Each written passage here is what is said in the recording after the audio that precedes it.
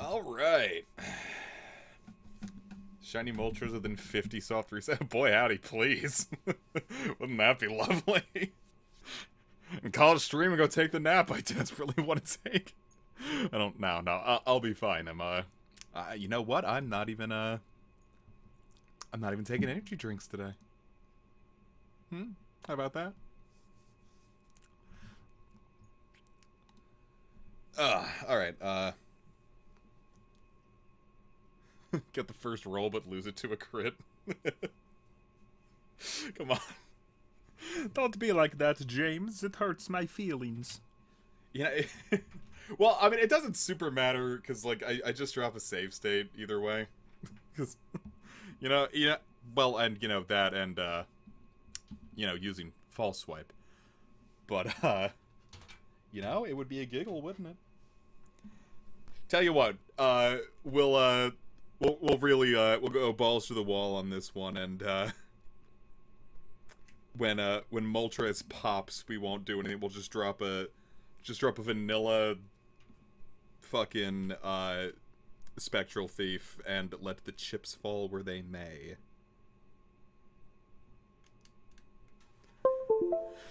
Ugh. Okay, I'm getting things set up, hence this. I didn't do a whole lot of setup. Hey Tyler, how you doing? I'm gonna keep it real with you guys. I'm a little nervous. I'm flying over to Casey's tomorrow, so I gotta get all this fucking shit done in the house. I've been working on it all day, deep cleaning. I might say working on it all day, I mean I kind of been pushing it off and like getting it, bits and pieces. I got the Storm Chaser stuff editing, so and then I gotta get gotta go drive through the city, get on an airplane, actually fly. I'm a little nervous, so we're gonna use this as a fun way to chill the F out, so to speak. Let's we'll have fun. Yeah, I gotta do all the things, like all those pictures I accidentally dropped in the group chat that I was like, yeah, I'm gonna set up for editing, and whoops.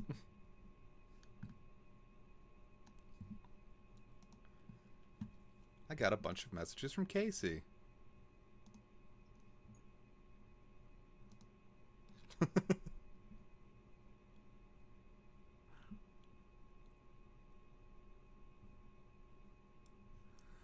Alright, so now to open up 6 entire instances of Citra. As per the, comic, read this, says Trev. Is there more coming, or did you just, read that? Or is it just that? Yeah, the setup is that made you eat my vagina. Trevor, get a big mouthful of mine hairy pussy. Me rubbery fucking labia. Okay. Really, the worst part of this entire thing is just the setup. Of just getting all of the Citra windows open.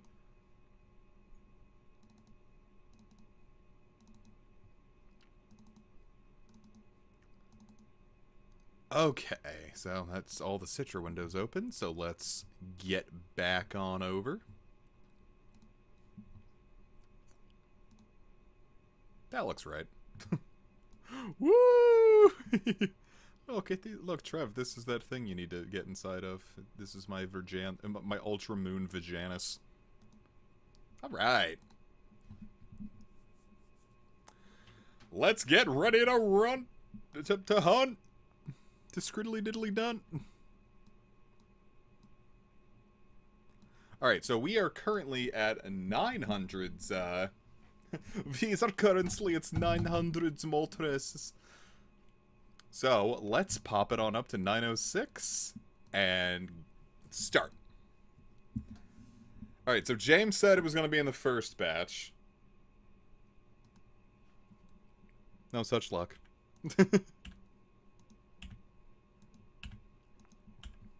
But we can still hit the 50 that Picno predicted. I'd be in for a good 50. Because, I don't know, you know how I said I was thinking about, Hello, Kitty. You know how I said I was thinking about, like, I was like, yeah, Heatran's gonna be the last one. Now I'm not entirely sure, because I remember I said I also wanted to do, Stack Attacka. So, I might just go for Stack Attacka, too. Really, I could get a lot of the... I don't know. A lot of the Ultra Beasts I don't super care about. Like, Pheromos is nice, but, I don't know if I'd go out of my way to hunt for it. Kind of the same with, like Xurkitree I don't care about. Celesteal... Well, I mean, I like Xurkitree, but, like, the shiny, you know? Maybe Celesteal... Celesteal is gonna be a lot to... Because that's not a super noticeable change. Hello, Donnie. And I think I already have... Like, I know I already have Guzzlord. I don't know about... I don't remember if I got a shiny Nihilego from Go.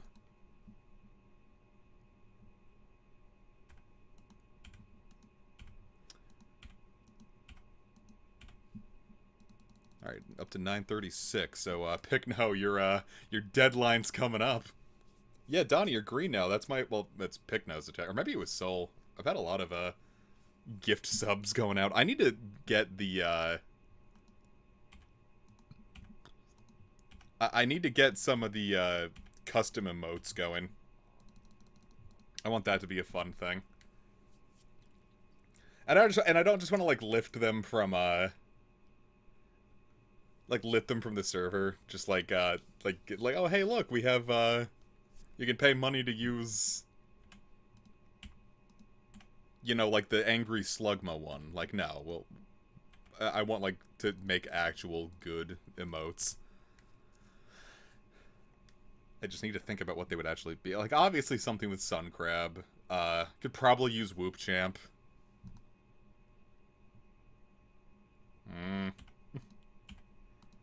That was 9:48.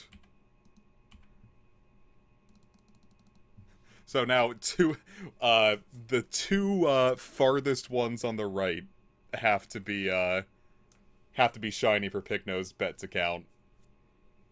So let's take a look. No, and none of them were. I'm doing pretty good. Yeah, like I said, I'm getting ready to fly tomorrow, so little nervous about that. But it'll be fine. I'm already feeling better getting to talk. That's like the one thing about going on vacation. It's like you have to ooh, that's a lot of people. You have to be like like, oh yeah, I can't wait to, get away from it all, and just like all the work that goes around the house to like making sure that it's gonna be fine after, time away from it. Plus then the cats know that you're going, and they're all like, meh. Like they start getting all not upset necessarily, but like they can clearly tell that like, oh god, there they go again.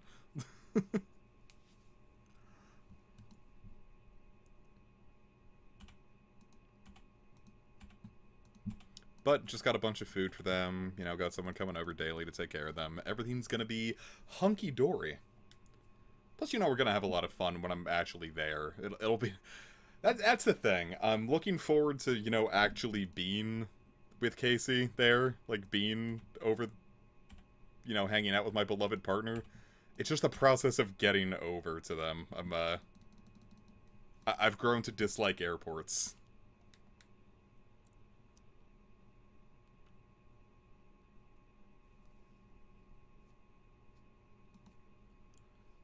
Okay, nothing. The issue with, like, the ones that don't change a whole lot, like Moltres, is, the color grading on my monitors are a little bit different. So, like, when I look from, like, one to the other, it's like, oh, never mind. I mean, well, here's the other thing. I don't necessarily hate airports. Like, I know I just said I don't care much for airports, but, like, I think they're a fun concept. Like, when you get to, like, kind of relax and you have everything done, like, they're kind of nice to, like, people watch in. But, I don't know. Last time I went, I just got really fucking sick. And, like, I'm kind of worried that I'm going to get sick again. The last time I visited Casey, I got, I don't know if it was COVID going in, because neither them or their parents got it from me. So I can't tell if it was, I might have just gotten food poisoning. But I'm worried this time I'm gonna get something sick again and then end up blowing half the vacation just, you know, sitting on the toilet. Like I did last time. So, you know, you get the jitters beforehand of, worrying about things going incorrectly.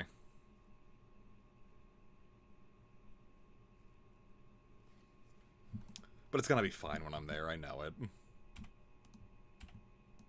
We're gonna do cool things. We're gonna watch movies. We're gonna fucking have a good time. I do have to think about what I want to do when I'm on the airplane, though. I mean, I don't know, like, what's necessarily a long flight. I don't do a whole lot of flying. Before I got together with Casey, I'd flown once in my life. So, like, I don't know what the determining factor for, like, what is a long flight is, but it takes me 4 hours to get there. So, I'm like, what do I want to do, like, on the plane? I got a window seat, so I could play Undertale. Except I'd have to buy it again. I kind of wish that, like, I got Undertale on the Switch when it was on a super sale. Because I could definitely go through Undertale again. I can get pretty deep into Undertale by the time I get there.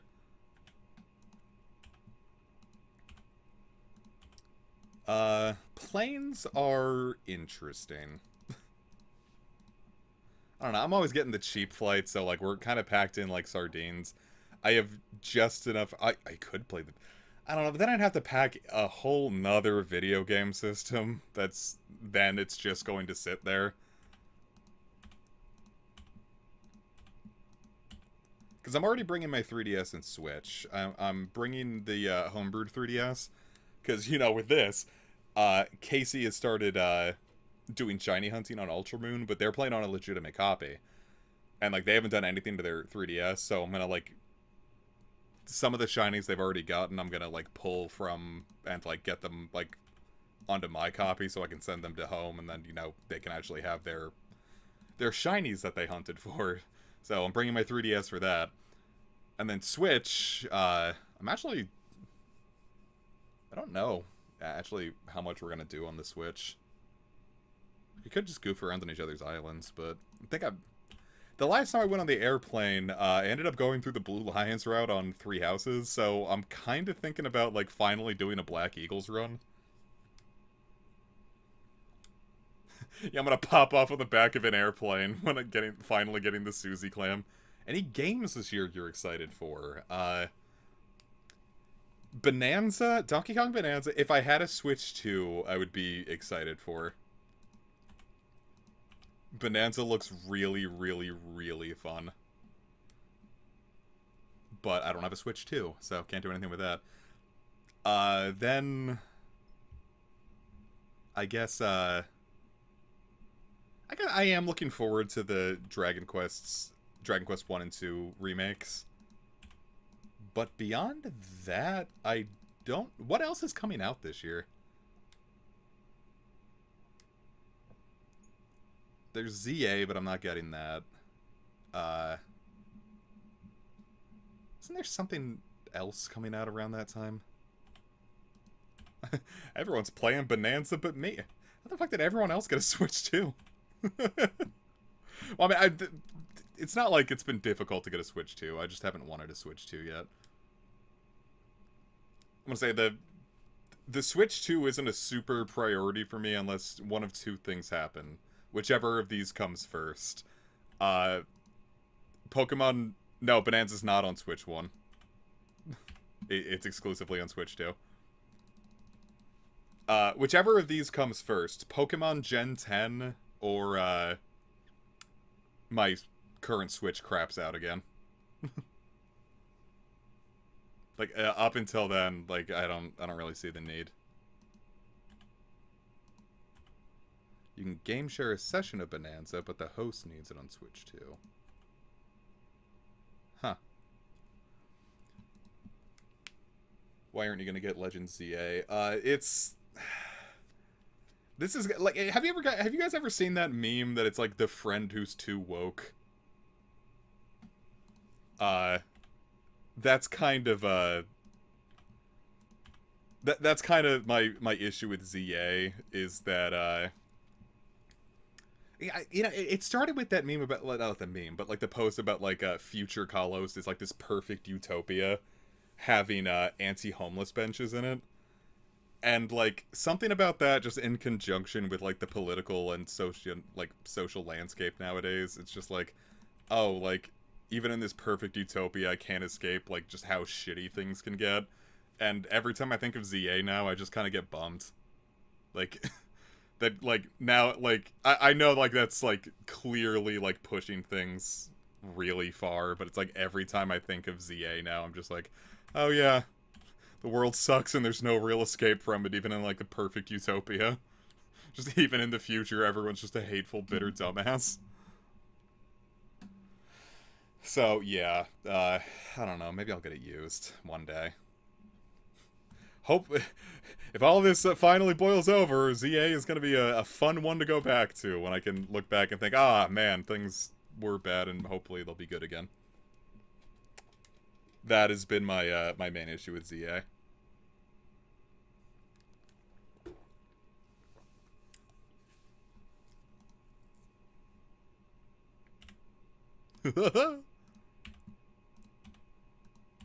Yeah, it's like, the real worst part about Lumiose City is knowing that you go outside and you're still stuck in the region that isn't actually like humanly physically possible on this planet. It's just a collection of set pieces jammed together. Oh man, if they had a limited edition Switch 2, I might jump on that. I know I just said I'm upset about ZA, but if I got like a cool like Zygarde print Switch 2 with like black and green Joy-Cons, I think I'd bite. I think I would bite on a cool set of like a limited edition ZA Switch 2. Excuse me. That was the fun thing about Xenoblade Chronicles X was all the skills that I made, I just like designed like after Pokemon. Some of them didn't work too well. Like I tried making Miraidon and it just the way that like I wanted the highlights and colors to come along, like it didn't quite work for Miraidon. But like I got Zacian looking really good. I got Zygarde looking great. I got a good Koraidon, a Pecharunt. I had a lot of fun making, just making Pokemon out of my skells. Because you know what? If I'm in a cool robot suit, I want my little dudes with me, you know? I was gonna say, I want to do more with, Xenoblade Chronicles X, because, I do want to go for, like, 100%, like, Frontier Nav completion. I don't know if I necessarily want to do, like, all the super bosses, but, like, if I'm to the point where I can beat Telethia the Endbringer, then, like, I might as well go for everything else. Did they confirm that 7R3 would be on Switch, too? That's, that one strikes me as harder to believe. Like, I definitely, like, obviously we're getting Integrate, and Rebirth is probably happening, but, a hypothetical, 7R3 on Switch 2 does feel a little out of the realm of possibility.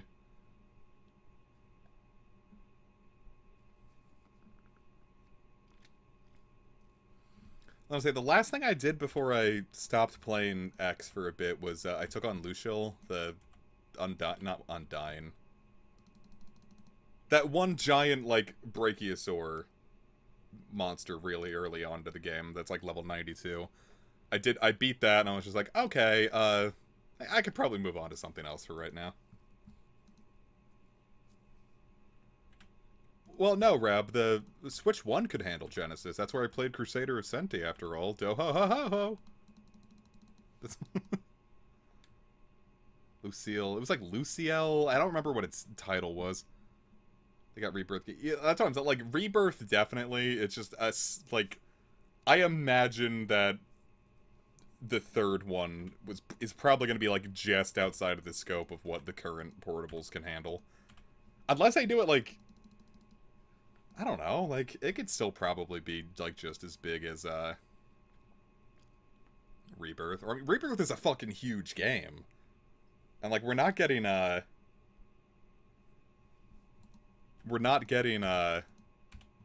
know, huge generational jumps anymore. I could see R3 just kind of being, like, on the same scale as Rebirth. The real question is, what do you think we're gonna call R3? Because, like, Reunion was the title I would have gone for, but they used that on Crisis Core.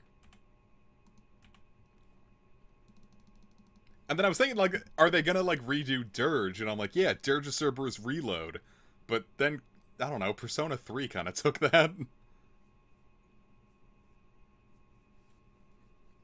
I am very excited to finally try out Rebirth. I still need to beat Remake and Integrate, though. I don't know what's taking me so long to actually get around to those ones. I did beat 16. 16 was good.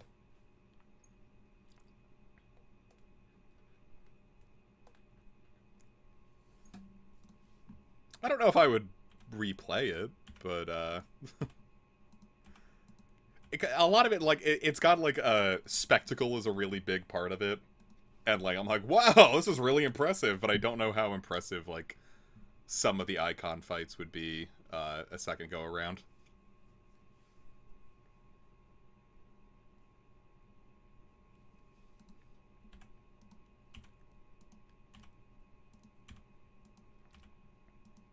I don't know, I kind of like Rebirth for that, in the sense that it's like, okay, like, we actually do get to see what a 7 remake would be. I imagine that R3 would, like, take it more off the rails, because, like, there's so much more 7 to cover. Like, having to fit all of Disc 2 now into one game. Like, I imagine that they're gonna, like... not even necessarily truncate, I just feel like they're gonna treat it like the rebuilds, and, like, start going off on their own direction. I can't see R3, like, hitting all the same plot beats as 7 without, like, just being the biggest fucking game.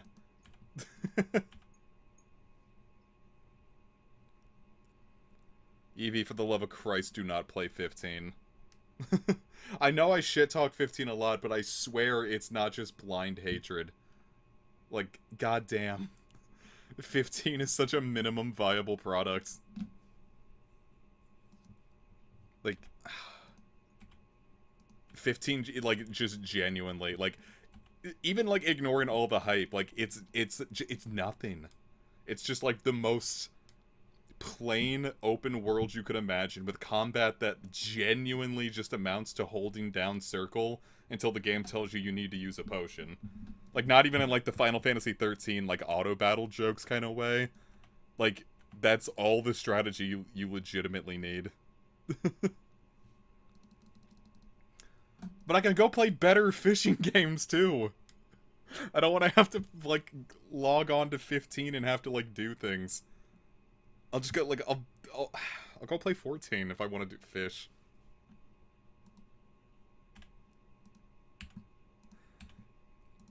I kind of get it now, Russ. I started watching Northern Lion a bit. And, which is to say, I watch, like, clips from, like, YouTube shorts, but,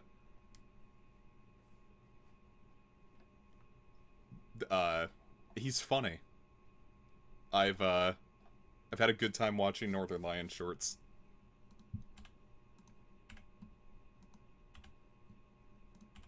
I mean, good luck, bud.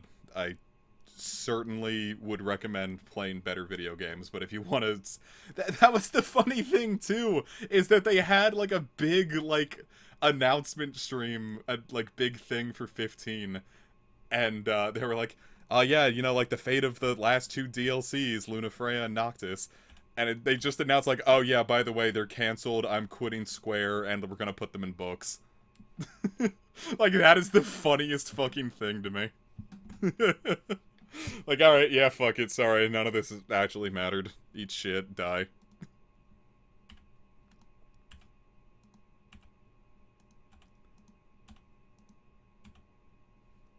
Like, I don't know, like, it might have happened, Trev. Like, I beat it, like, even before they fixed Chapter 13.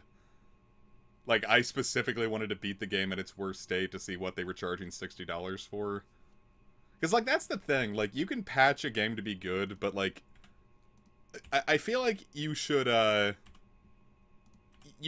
everyone should have to, like, judge a game, like, based on the way that it was when they were charging the most amount of money for it. Because clearly that means that's the version you're most proud of, right? If you intended to improve it, like, maybe you start out at, like, $10 and work up to 60, you know? I get why no one's ever gonna do that, but, like, base FF15 was very much not worth $60. I think 50 might have been pushing it.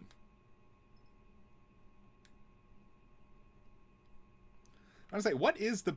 You know what actually was a really good... I was gonna say, what is the best fishing game? And then I was gonna recommend a good fishing game, but I've never actually played it. But, like, every time I look at it, like, the Sega Bass Pro games... where, like, you get to, like, actually use, like, a fishing controller on the Dreamcast. If I played that, like, in the early 2000s, I, like, genuinely think that,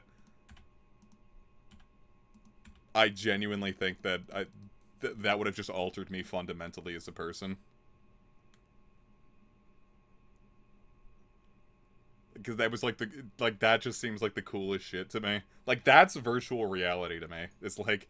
using a fishing controller and just, like, actually, fishing, I think would be a super cool way to go about it.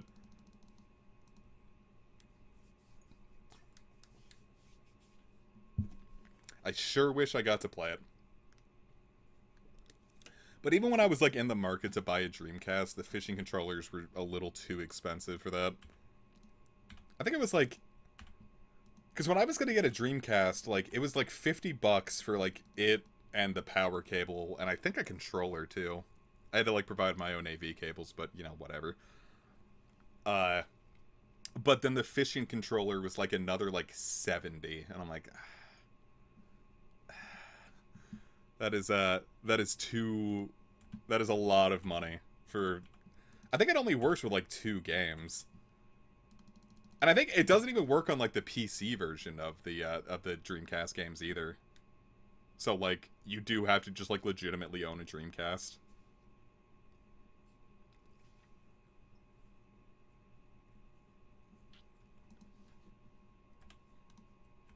I don't know, I think if I played the Dreamcast as a little boy, it would have probably altered me as a person. Just... a lot of that stuff just sounded so futuristic. Well, then again, like, I don't know if it actually would have, because a lot of the things that I would have played the Dreamcast for then are not the things that I'm thinking I would have played for the Dreamcast now. Like, as a kid, I had a PS2. You could attach an Ethernet cable to a PS2 and play games online with it. I didn't own any online games with it, but, I could have. So I'm sitting there thinking, like, oh, yeah, I would have played Phantasy Star Online, and that would have been the coolest shit. No, I wouldn't have. Hello, Space Boy. Like, I wouldn't have played Phantasy Star Online. Like, no. Mom wouldn't have bought that for me. Like, online, it sounds like you're going to get abducted. And then, like, a lot of the cool RPGs would have been rated T, so Mom wouldn't let me have those either. So, like, yeah, we're up to... This is $12.96. Rhino Kuzuno had a PvP mode that was sunset 8 months after the game hit the waves. No, okay. I was gonna be like, I don't... Like, Rhino 1 doesn't really have a complicated enough battle system for that. I heard, like, some of the final bosses... Because I was, like, looking up, I was looking up the OST for the remaster. And first off, they didn't change any of the music. It is just straight up lifted from the PS2 version. But they were like, man, they really changed how the final bosses go. So like they're actually like really cool now. I'm like, well, I mean, I'm not gonna shit on Raito Remastered. I think like that one they actually like put effort into. But like as a personal thing, I kind of like how shitty Raito 1 is. That's why I like it more than 2. It's like I just kind of like how shitty it is. Like it's not even necessarily shitty. It's just like really like it's primitive. Like Kingdom Hearts 1 was doing more than Raito, and that came out, you know, like 4 years before it. I do gotta get on the Raito 2 LP. I thought I was gonna beat Raito 2 earlier this year. I don't know why I didn't get it. I thought I was gonna beat Yakuza 2 earlier this year, and I haven't gotten around to it. I started it, and I was just like, oh, I think I just wasn't in the mood. Like, I was like, yeah, this is gonna be great. It's gonna be nice and short. It'll be fun, and I'm just like, I'm not feeling this. So I just stopped for a bit. I'm not, well, I was gonna say I'm curious as to why they didn't do 1 and 2 together, because they're both, like, not really long enough to warrant it on its own, but, like, it's Atlas. Of course, they're gonna... Am I expecting not to get nickel and dimed by Atlas? Like, I'm surprised they even put it down to 50.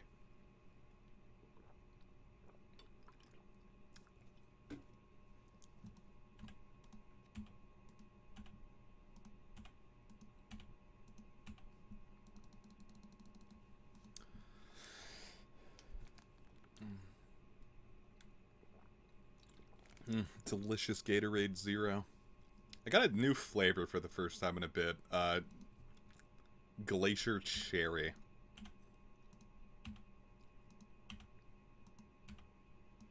Oh god, I remember, like, the Kingdom Hearts 3 social media thing. Like, at first I kind of thought, I was like, wow, that's interesting, but then, like, the actual text they put in just, like, felt, like, really stilted. I was like, huh. I don't know how much I like this. I did get a kick out of all, like, the picture mode stuff.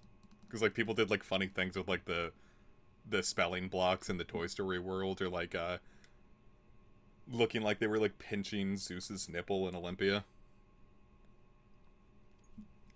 I got a kick out of those.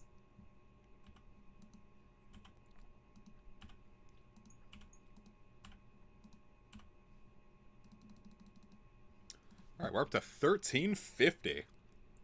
We're about to hit the shining rate. So we'll be at officially, like, what is it, like 62%? Yeah, or 63% likely to have hit it by then. Remember, viewers, if you hit odds, you're only 63% of the way there.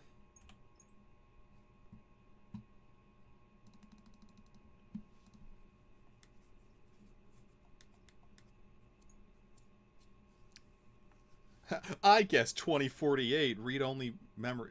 Was it no, not 2048. Was it 2048's that puzzle game? What is read-only memories?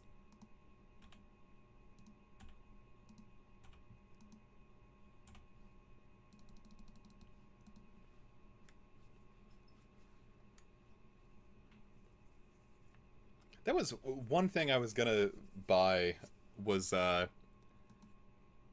you know, Trev, I never did answer your question of playing off or waiting for the remake. I'd say wait for the remake on off, just because a lot of my issues with it come with, like, the changes to the music, because, like, off's music is, like, really important to the game, I feel, and a lot of this new stuff I've heard I'm not as into. So I would just simply wait for the version that has the remastered version, so I don't have that bias going in. There was one I wanted to play called Jimmy and the Pulsating Mass, and I was like, oh, cool, I'm gonna buy that. And then, like, I was, like, looking up, like, I was like, oh, I can get it on Switch. And I was, like, looking up something, and it was like, yeah, it's confirmed to be coming to Switch, but it's not on Switch yet. And then it was just, like, a subreddit for a specific Itch.io bundle. And it was like, hey, how's Jimmy and the Pulsating Mass? I just bought this bundle. And I was like, wait a minute, I bought that bundle. And I looked in this bundle that has, like, 3,000... It was a lot of games. It was, like, hundreds of games. And, like, I obviously didn't dig too deep into that, because I was mostly just doing it as a charity thing. There were a couple games I wanted, like, crosscode in it. But I didn't dig too deep, and they were just like, yeah, Jimmy and the Pulsating Mass is on this. I'm like, oh, sweet, I already bought this game then. So I've got old Jimmy ready to go.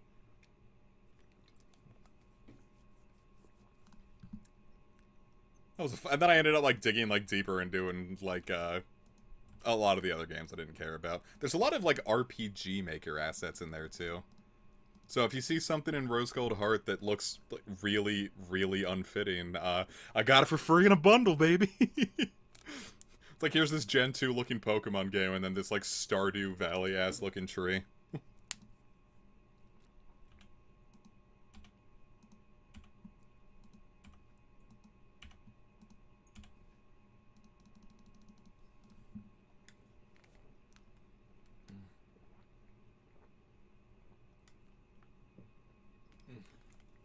My Gatorade has been, consumed. Alright, this is officially one of the longer hunts I've had in a bit. Crossing into 1400, I think puts us into my third longest hunt. For a wormhole hunt. I had two, Azoth and Cresselia were, like, pretty close to being, like, on odds. Like, I got them really close to 1365. Oops. Stream started 36 minutes ago. Well, yeah, but I'm at 1,410 encounters now. So it's now officially the longest hunt I've ever had. Or, I'm sorry, the third longest. Which I don't super mind. It's whatever, honestly. As long as it's not like that damn Thunderous hunt, man. I mean, even Regigigas was, like, a lot longer than I would have preferred. That was not one I enjoyed. I think, also just because Regigigas, like, felt like it took longer just because I had, like, so many long gaps in between, like, actively hunting it. Like, I've been doing a lot of shiny hunting streams recently, but, like, before that, before the Regigigas hunt, which was, like, what, in, like, May? Was that stream in May? Like, I hadn't touched it since, like, that November. Like, November 2024.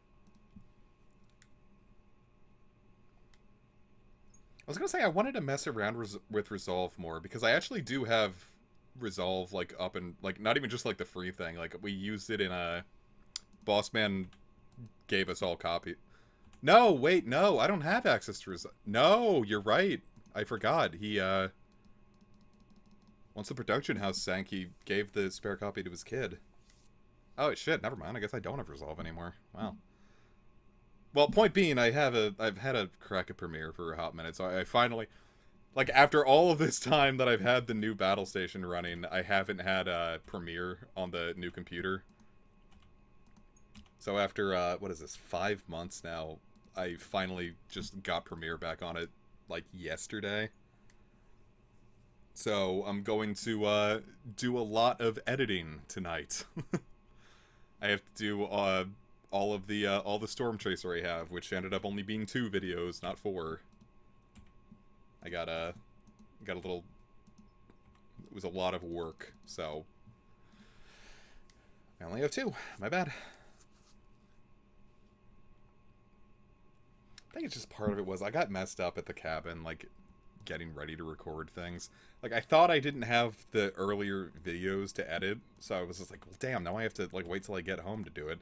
But then it turns out I did, and I just put them in the wrong folder and didn't think to check there. I got a little fakaked this summer, honestly. I don't know what was up with my brain. You know, it probably is.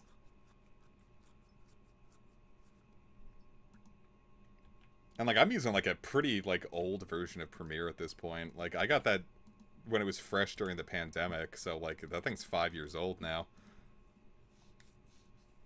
Like,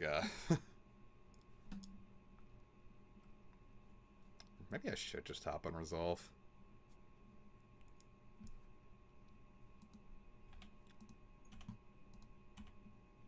Because we did start using it a bit for edits later into our work with Bossman, like towards like the tail end of like 2021, like early 2022. We were using Resolve for a good portion of things. I just don't, I just hadn't touched it since, because I was like, well, Resolve is my workflow, and Premiere is my home flow. And then, you know, now that I just remembered, like, I don't have the full version of that anymore, I was just like, well, shit, fuck, I'll just stick to Premiere. But, you know how it be. That was the thing, I was a pretty late comer to Premiere in general. Like, I didn't hop on Premiere until, like, really I was forced to for work. Like, I was using Sony Vegas, and like an old Sony, like a 2014 crack of Sony Vegas, just because it was what I used for YouTube at the time. I went from Camtasia to Vegas, and like, no, in college I was using Premiere too. That's where I started learning Premiere, and then I just kind of went back to Vegas while I was like trying to like get some work. And then when I actually got to work, and they're like, oh yeah, Premiere, I'm like, okay. So like I asked Bossman to like teach me like the good basics of Premiere, and I, you know, pick it up pretty quick. It's not too bad, but then really, you know, by the time I, you know, finally started using Premiere for myself at home, I was like, well, shit, now things are starting to jump to Resolve. Though a lot of the places I apply for still ask for just, you know, Premiere knowledge, so I don't know. Ultimately, it's not like it's all that different. Like, I used Final Cut a lot because we did a lot of like live stuff for county government, obviously. But like the thing is, like Premiere, like I basically treat it like Final Cut because Bossman's the one who taught me how to like really like do like a lot of the workflow in Premiere, and how to just really use keyboard shortcuts for like everything. Like, there are times I won't touch a mouse for, like, 20 minutes editing in, I won't touch a mouse for, like, 20 minutes doing, like, full-on edits, just because, like, he taught me, like, the shortcut workflow, like, maybe even faster than,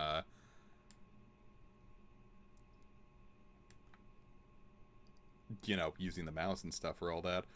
But, the thing with that is, he cut his teeth on Final Cut, like, when he first started. He ended up moving to Premiere later into his career. So what he did was he just took all the keyboard shortcuts from Final Cut and just imported them into Premiere, so he didn't have to really change his workflow all that much. So, like, well, I say I know Premiere, like, sure, I know, like, things work, but, like, my workflow is still technically is a Final Cut-based workflow, because I'm using the same shortcuts that Final Cut uses. So, like, even if I did set up Resolve, like, the first thing would be like, okay, let me add the shortcuts that I'm familiar with. We had to use Final Cut for a lot of, like, I took a film-based class in school, in a high school, because, like, you had to have, like, one, like, technology-based elective to be able to graduate, and for the first year I took it, the multimedia class was that tech-based elective, and it ended up being, like, renamed to an art-based elective, but I didn't really care. Well, because I got it when it counted, so fuck you, I win. But, we used Final Cut in that, and I did not like that one's workflow. Though really, like, at that point, like, when I was doing my LPs, I was barely editing my videos, like, that's why I never recommend people watch, like, a lot of my earlier LPs, because, like, I don't edit them very often. A lot of the time, it was just, I record the screen, and whatever I recorded goes straight onto YouTube. That's your problem. Like, I don't really think I got into actually editing my videos for, like, a lot later than I should have. I think it was when I started doing more DS stuff in 2012.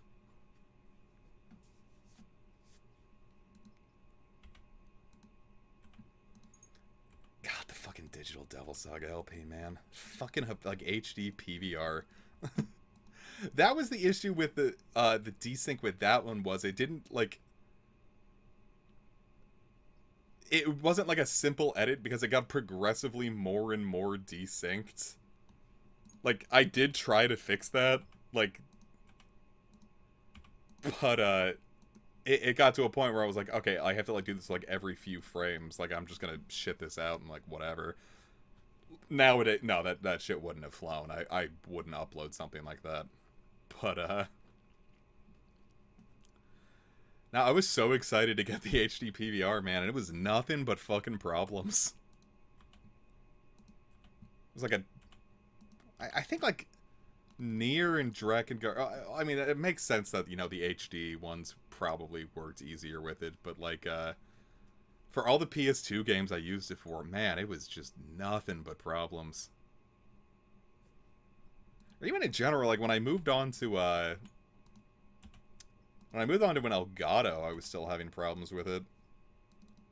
Like, it's kind of like why I just emulate everything now, because I've noticed it certainly goes a hell of a lot smoother than fucking around with capture cards. I went through like 3 different capture cards in my life, and all of them were just monsters to work with. I mean, the Elgato worked pretty well, though. That ended up dying on me in the middle of a stream. Remember we were doing Rescue Team DX, and then the Elgato died on me, and I never got it working again. I ended up buying another one when the stimulus happened, but then I just never ended up really using it. Like I was like, I just think I'll just stick to emulation. Mom's like, you got the stimulus money, you might as well spend it. I'm like, okay. And then I think I used it like twice. I think I ended up entirely like, I think like the only like major thing I did with the second Elgato was to do the HD 2D cowboy posting. I do think that's like legitimately the only real thing I did with the second Elgato. That was kind of a waste of money. So I think like, oh, I should probably, you know, do more with it, but like now that I've got a sufficiently strong PC, it's like, well, why would I bother fucking around with that when I can just, you know, record the screen with OBS? Russ, that was the meanest fucking comment I ever got. that was just hurtful. I put so much effort into that Ram Ranch video. I could have put more in, but I had to make the cowboy cocks. I had to make them throb. That was a lot of keyframing. I looked at that video the other day.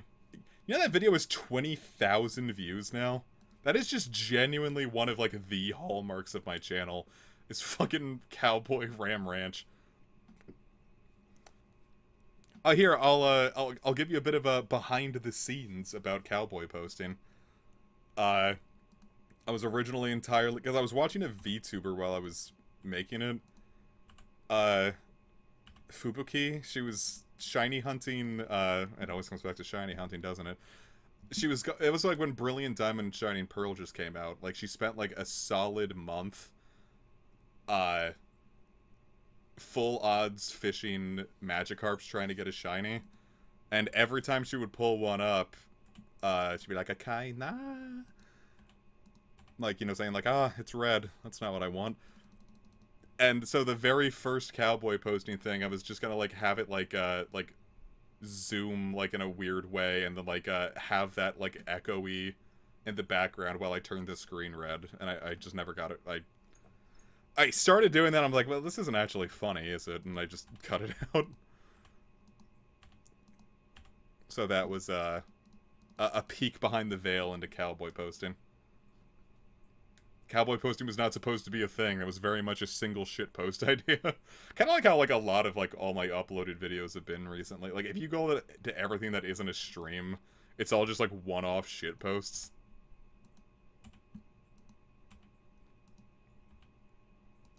You know what? I wonder if I could if I can just like set up like I'll get a copy, like I'll get a run of like Pokemon Crystal going, and like we can park ourselves into the game corner. So while we're gambling here on the Moltres, every time I hit the X's to you know, load into the game and, you know, can't, you know, get in, We can do a spin of the slots.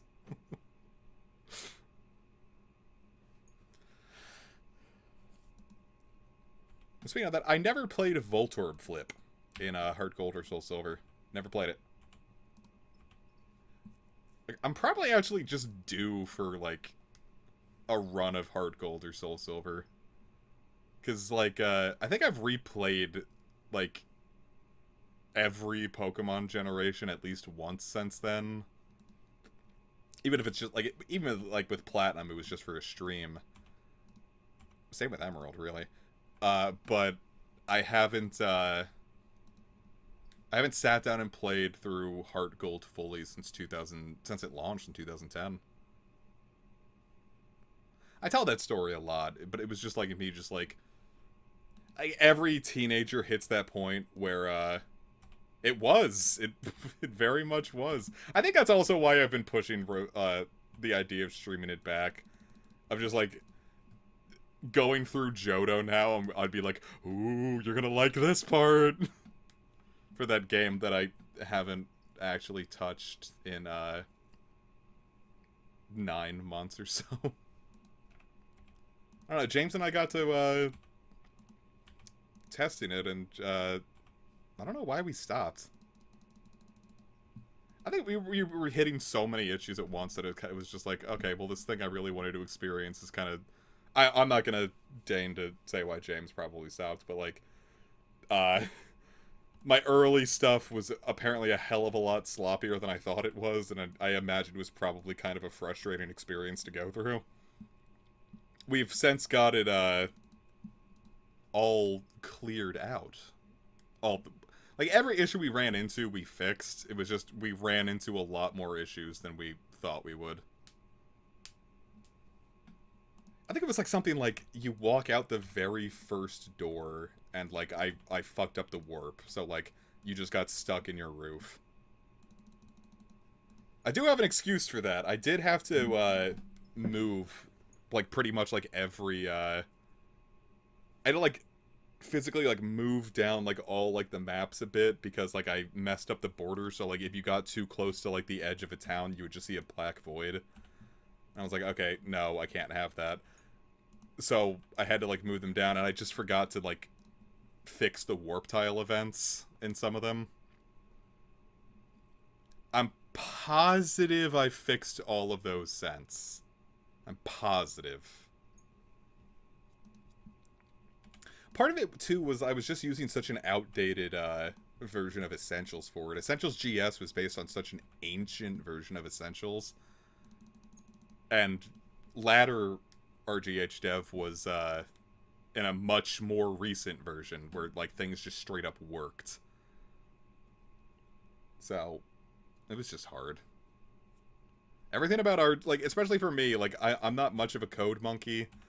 I don't I'd never fucked around with RPG Maker before that. I took on a hell of a first project. Like, usually, like, everyone's first RPG Maker project is just, like, goofing around with a town. And I was like, no, I'm gonna remake Pokemon and try to make it as, like, fitting as possible. And, turns out that's a lot to ask. Especially when you don't think about, like, how much goes into, like, certain small things. Like, I didn't have a thing for when you, like, if your rival beats you at the beginning of the game, I was just like, oh, no one's gonna actually... Like, I just didn't think about anyone, like, running into that issue. Like, so I didn't think about what would happen if you lost there, got warped away, and, like, how event tiles would have to reset. So that was the thing I had to, like, think about really hard with all that. So, like, every big encounter, I'm like, alright, well, I have to make sure I lose to it first to make sure I didn't beef something.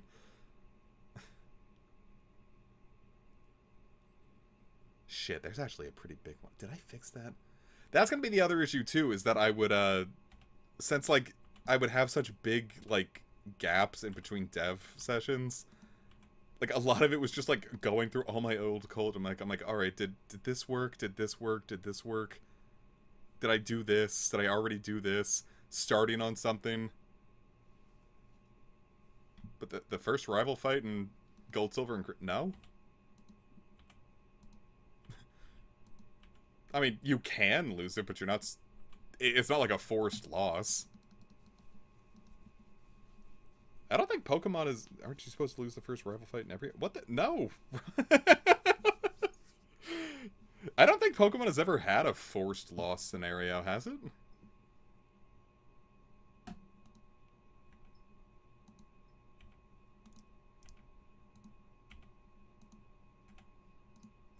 Has Pokemon ever had a forced loss? There is a forced loss in Pokemon. I'm trying to, like, remember. I don't remember what it is.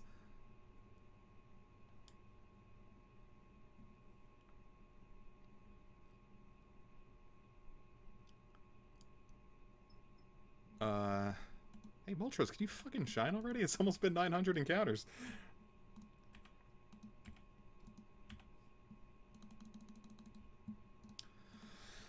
If you want to count it in Coliseum, well, I wouldn't know. I never got too far into Coliseum. Pokemon Gale Dark, again, never got into Gale Darkness. I'm thinking more like mainline. Because I think, like, in certain spin-offs... Well, in spin-offs, yeah, like, having a forced loss would make sense. For better or worse, Coliseum and XD tried to be more RPG-esque. I'm saying, I would have loved Coliseum as a kid, but I didn't have a GameCube. And by the time I got around to it when I was 16, I'm just like, oh, this was kind of boring. I didn't necessarily think Coliseum was bad, I just thought it was boring. I think I tried streaming it at one point. I was just like, like we got like an hour into it. And I was like, I don't know. Like, you guys just want to draw instead?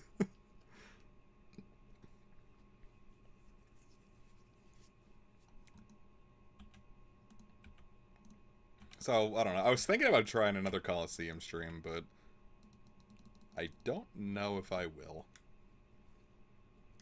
Of course, I kind of say that with, like Path of Radiance and Radiant Dawn. Their battle scenarios were a little slow as well, but that one was easier just because I had more people to bounce off of. I totally get why people turn off the battle animations in Path of Radiance, though.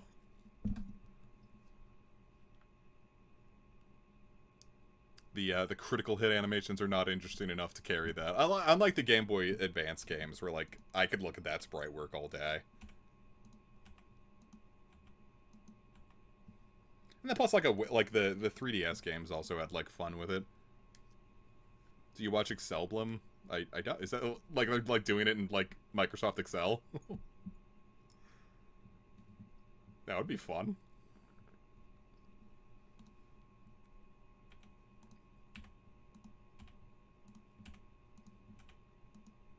I'll take that as a no. Yeah, I've got no clue. I don't watch...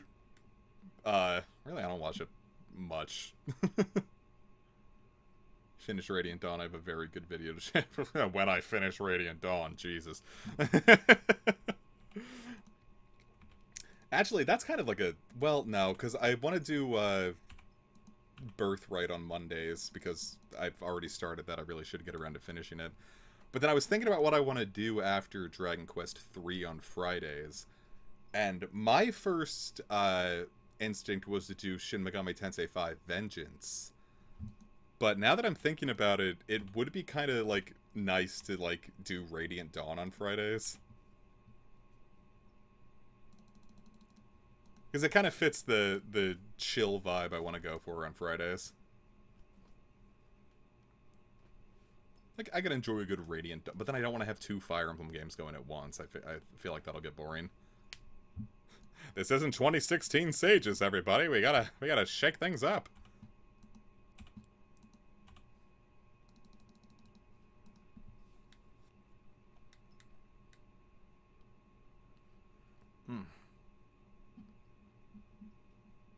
I'm not convinced.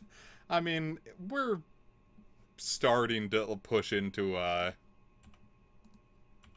unlucky territory, but I'm not cursed yet. According to the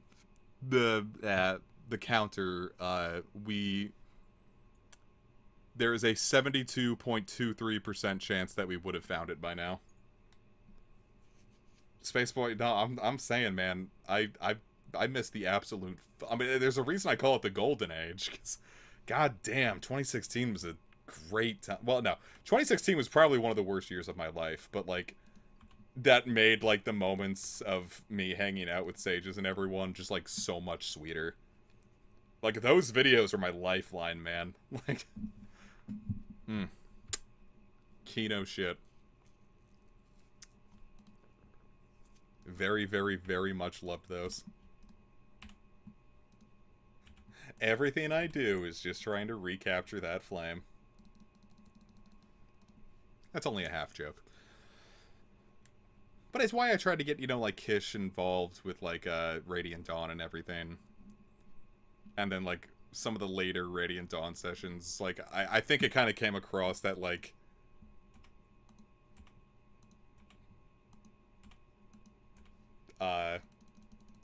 later Radiant Dawn sessions, I don't know, like, if it comes across, like, me, like, mid, like, reading a line thinking, like, oh, we're, like, that's not coming back. Like, this isn't as fun as it used to be. Just the idea, like, I still like, you know, like, creating content and everything. Like, I love it. It's fun. I do it because I enjoy it. But, like, just the idea of, like, reading every line in a funny voice. I know I said this last time, too, but, we still talk a ton with Splitty. Splitty's still super involved.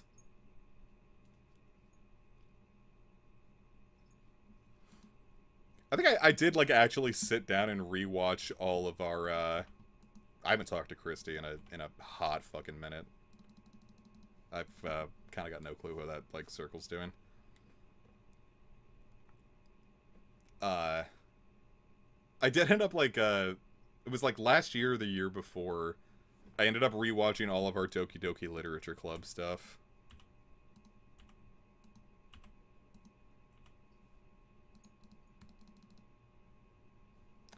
Trev, would you say that it was peak?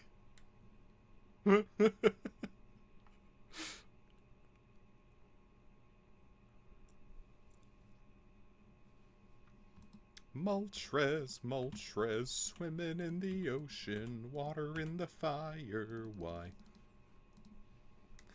There's a Corona reference.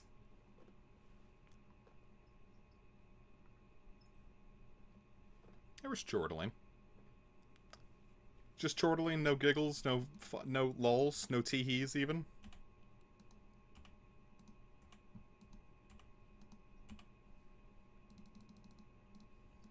I did talk with Sages a bunch the other day. We are, because like one of the big things we used to do, was we would like watch a ton of shows together. Like in the summer of 2016 alone, I think we watched like BoJack Horseman, Crazy Ex-Girlfriend, Invincible Kimmy Schmidt, or Unbreakable Kimmy Schmidt. That's what it was called. Just watched a ton of stuff. And Sages and I were talking about it the other day, and we were like, yeah, we both never saw The Office, so like, me and Sages are gonna check out The Office.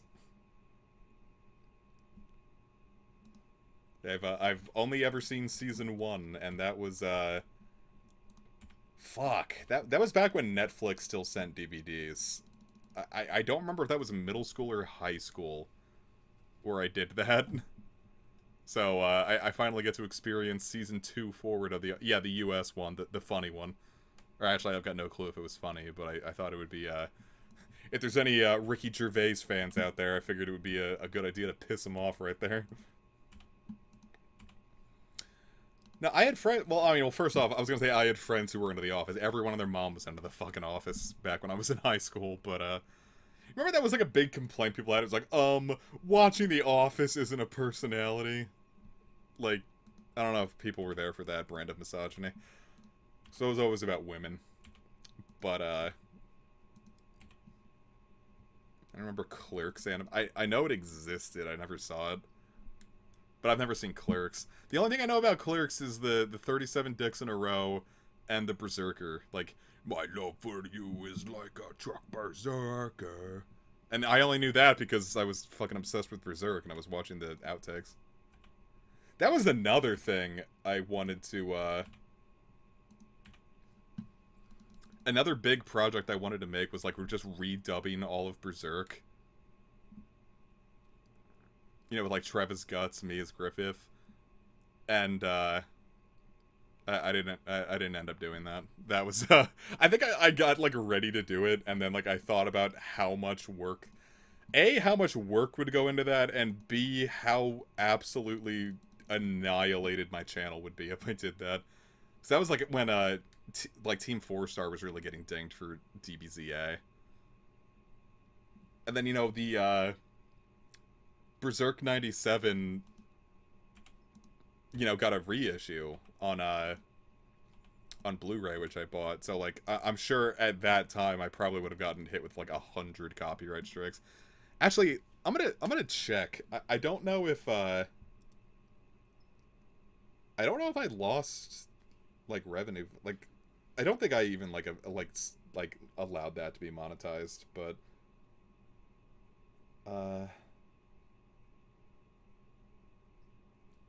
that's the thing, man. Searching for it on fucking mobile is such a pain. YouTube.com. Because I don't want to... Alright, I'm going to have to do it like this. Alright, kill the monitor captures for a bit, because I have to go into my deeper parts of YouTube.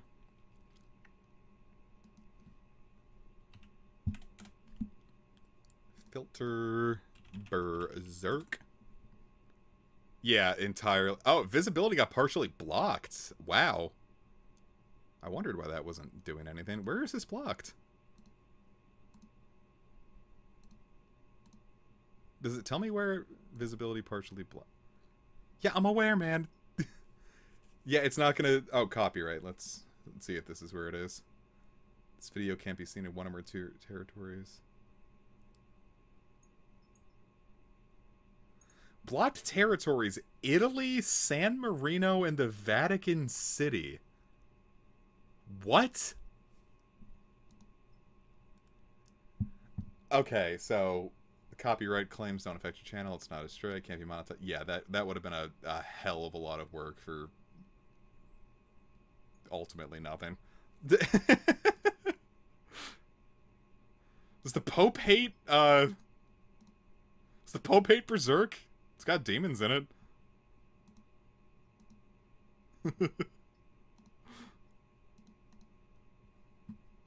Pope Francis was sitting there watching that. He's like, oh, like this Griffith guy is not doing it right. Block it. He got entirely blocked in the Italian peninsula.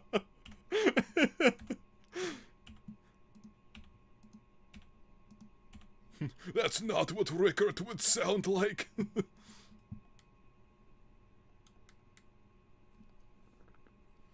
No, it's clearly just like when I ran out of time, because I was editing that up because that was for a class. That was we had a big thing where we had to like take 5 or so minutes of like a movie or like a show or something, cut out all of the audio and insert our own Foleyed audio and everything.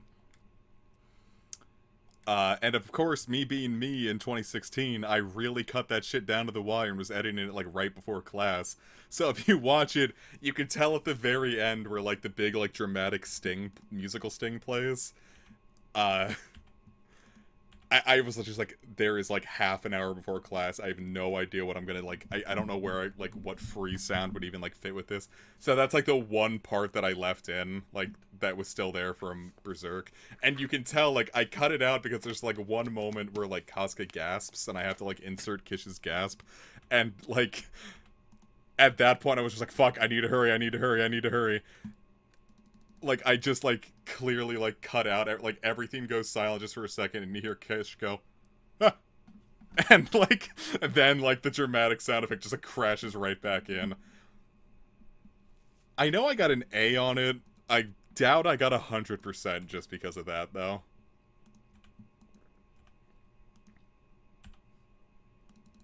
Well, part of it, too, was, I was using a program, like, we were using Pro Tools for all that. And, I don't know, I think a lot of the time I just ended up skipping around Pro Tools. Like, I knew I wasn't going to go into audio engineering, so I didn't pay too close attention to it. And I often opted just to kind of go for, things I knew. So I was like, I think I edited a lot of the audio in Vegas. Because I'm like, I know what to do. And I felt great about it. I put hard work into that and got the A I wanted. It's that one was very clearly a like, ah, fuck. Like, that was like the one moment I'm just like, thank God it's at the very end. Like, if you have to fuck up, do it at the end where like everyone's either just checked out or happy that it's like getting ready to end, or like everything else was cool.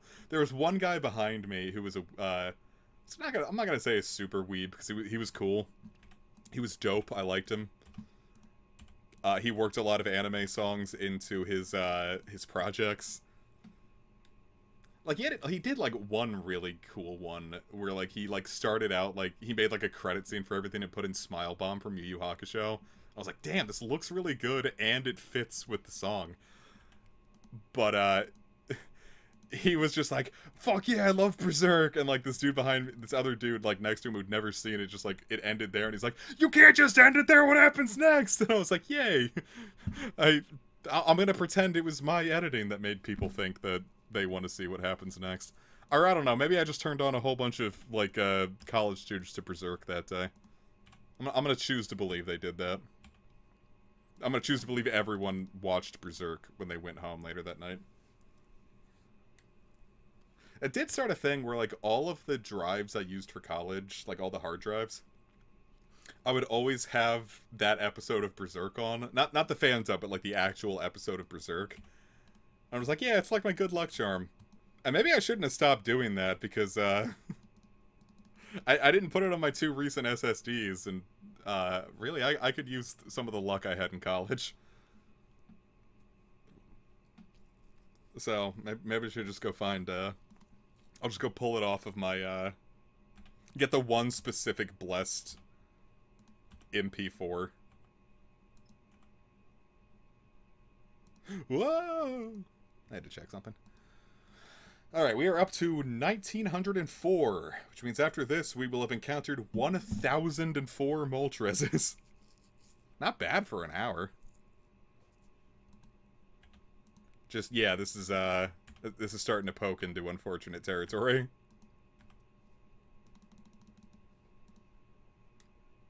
Yeah, we're at a 75% likely chance that we should have found it by now. We'll get a second beaver before... Comic, have you tried finding the shiny fast? I'm going as fast as I can! All of my good luck on stream is not indicative of how shiny hunting goes. Hello, Andromeda. I all of those, like the last, like, what? 3 shinies we got on stream are, like, way under odds. Like, eventually the needle had to swing the other way. The pendulum. The pendulum. You tried hitting the button that makes you shiny. I mean, if I wanted to do that, I could just catch one of these guys and just turn it shiny in PK Hex.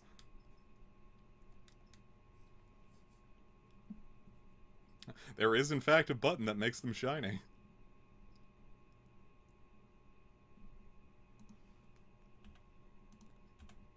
Just wants to fight me on it because it knows I'm getting on an airplane. It's like, you want to talk about flying, do ya? It's jealous.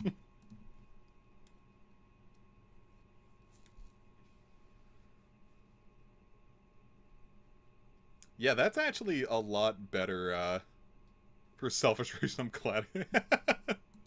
As long as everyone's entertained. Can you transfer these into legit games? Yes, I can. Because there is nothing wrong with them. So as long as I send it to my... I've done it before. I've sent, shiny Zekrom. Like, when we did the Pokemon Y streams, we shiny hunted that Hoppip. That Hoppip is currently in my copy of Scarlet, despite originating in Citra. As long as I do the legality checks, and they're perfectly legal, I'm catching them,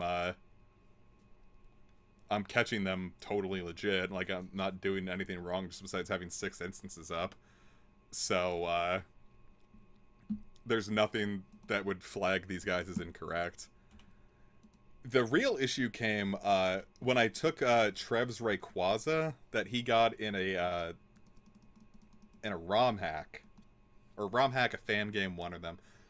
I think it was a ROM hack because, like, I could import the file into PK Hex.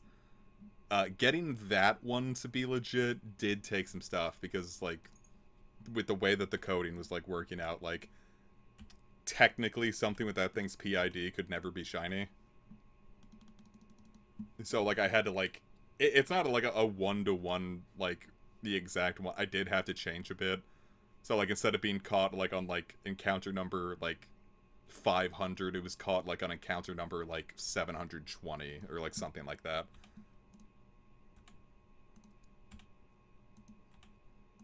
That was the first time I'd ever really had an issue with it, though. It's the first I thought, like, oh yeah, you can just take any Pokemon and just like, make it shiny and then just re-roll its PID and it'll like come up with something good. But like, no, some actual work has to go into it.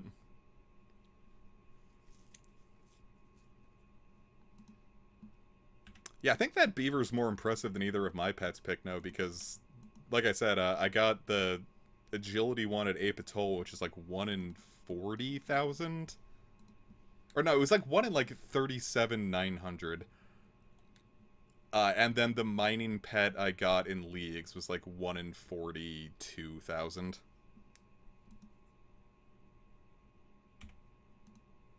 Though, you know, the mining one also hardly counts just because, like, you mine so much faster in Leagues anyway. I got the mining relic, so, like, I was getting, like, 5 amethysts, like, every, like... It was, like... Every 3 ticks you would get an amethyst no matter what. Something like that. Now, my trick with mining nowadays is, if I do want to do some mining, I just settle down at the amethyst mines, and when I go on the treadmill, I just set it up. So, like, I can get some decent... I got from 92 to 93 entirely on the treadmill. The trick is to, do something else.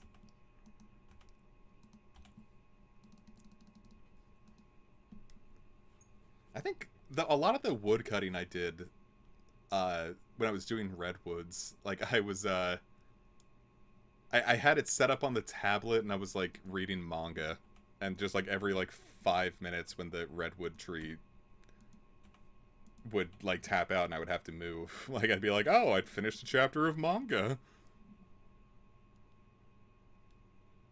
Oh my god, I haven't logged onto the Pride server in a bit. It got very big very fast. Like it was like well, I was like, oh, it was fine till everyone joined, but like it was a lot more manageable when I got there in the first wave, and then like it exploded and I'm like, oh, this is getting hard to keep up with. So I just haven't been in since, in a while at least. 150,000 goddamn amethyst. What do you do with 100? Well, you turn them into darts. Alright, so this batch is the big 2,000 Moltres encounters. Let's see if this works. Come on, the big 2K. Nothing!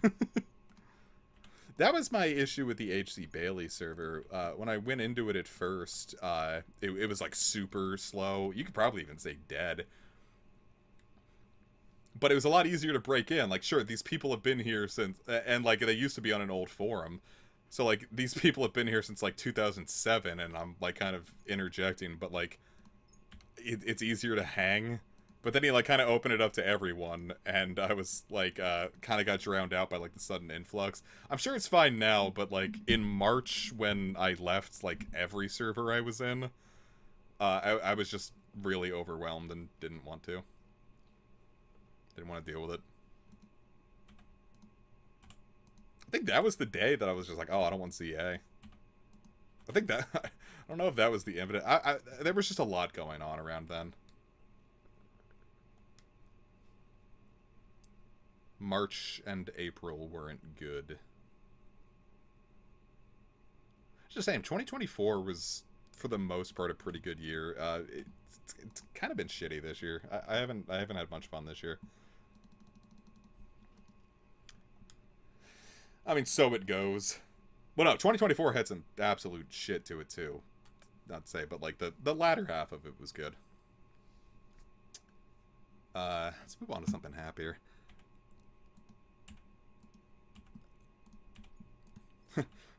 Fucking birds, am I right? That's a... there's a Honey Pop reference. You guys remember Honey Pop?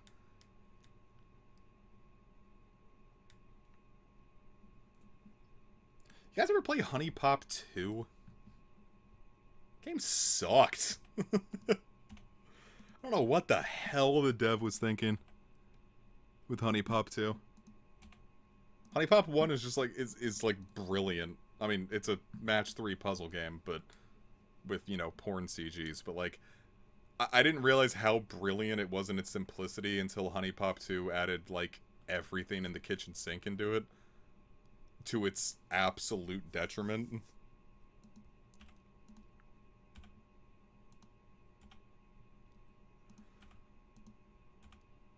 Are you ever going to finish Devil Survivor 2 Record Breaker? Yes, that is in the works. Well, it's not in the... Well, I mean, I got the save file off of my 3DS and put it onto Citra. It is ready to go at any time. I keep wanting to finish Soul Hackers 2 first. But the second I finish Soul Hackers 2, which I swear to God is happening, Record Breaker is going to be my #1 priority. Like to a... major like I'll stop streaming as often if it means I can get more Record Breaker out faster. That one's been sitting way too long. But I also need to replay Record Breaker, because if I tried to LP it right now, it would essentially be blind. It has been far too long since I've played Record Breaker. I think it's almost been like, I bought that when it came out. I don't think I played it until it was January of 2016.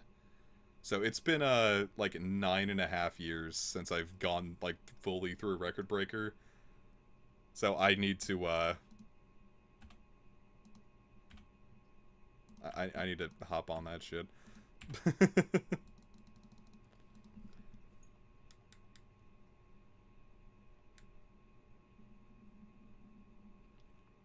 I don't think I used Turbo Granny in Soul Hackers 2. Is Turbo Granny in Soul Hackers 2? I forget. That's the issue with doing Soul Hackers 2 now. I recorded that in the March of 2023, and, like, now, like, it's been so long since I've done that, like, I have to, like, sit there and watch my footage first, and then write down notes to, like, know what I was going to be able to talk about. This, fucking production jams suck. But, like, I'm trying to, like, knock out, like, a bunch of old stuff, like, working on Storm Chaser. I ended up falling in love with Soul Hackers 2 in a weird way. When I first played it, I was just like, oh, this is not good. And, like, objectively, it's probably not very good, but, like, I like it. It is very, it's very low budget. Very easy to break. The Soul Matrix sucks massive dick. I really don't like the Soul Matrix. But as a whole, I like it. I like, especially, like, with... Like, even at the time, I was like, a big thing about Soul Hackers 2's world building, like, everything that goes around it is just like, oh, humanity is, like, really stagnated. The only thing that comes out in media now is just remakes and re-releases and rehashes. And I was just like, oh, a bit of a self-aware Wolves moment, huh, Atlas? And then, you know, Persona 3 Reload, Vengeance, and now Revival all hit. And I'm like, oh. It was prescient. And just plus, I mean, like, remake culture's been going on for a while, obviously. Like, they didn't predict that. But I do think that Soul Hackers 2 story is a much more worthy successor to Soul Hacker 1 than I think people give it credit for.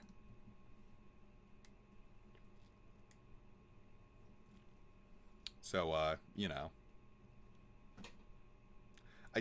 I wrote a whole video essay script about, like, in defense of, and then in parentheses, some aspects of Soul Hackers 2. And I also never got around for that. Whoops. I should probably just, like, put that out there. Just, like, get the script out there as like an opinion piece or something, because I'm clearly not going to record it.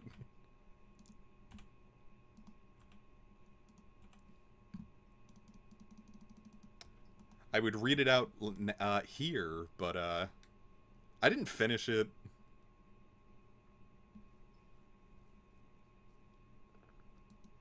Like, I wrote down most. It wouldn't have been like one of those just like 2-hour video essays.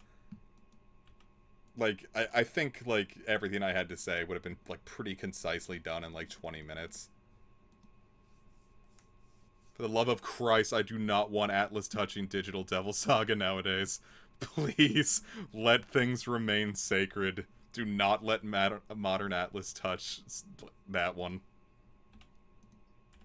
The only thing I want them to do with anything involving Digital Devil Saga is either one of two things. One, either bring volumes 3 through 5 of Quantum Devil Saga over, or B, adapt Quantum Devil Saga into a video game. That's all I want.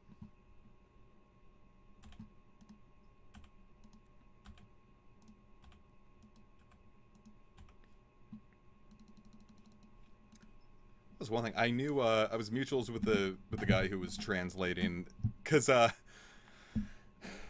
was it? Volume 1 of Quantum Devil Saga came out in 2014, and it was pretty popular. Like, it did well enough that they immediately was just like, oh yeah, fuck yeah, brother. We gotta get Volume 2 worked on. And then Volume 2 did so poorly that first, like, I think my copy, like, no one's selling copies of Quantum Devil Saga Volume 2. I think I have one of, like, there cannot be that many in the US. Actually, let me go on eBay real quick and see if anyone's selling this, or, like, what kind of price I could command for my copy.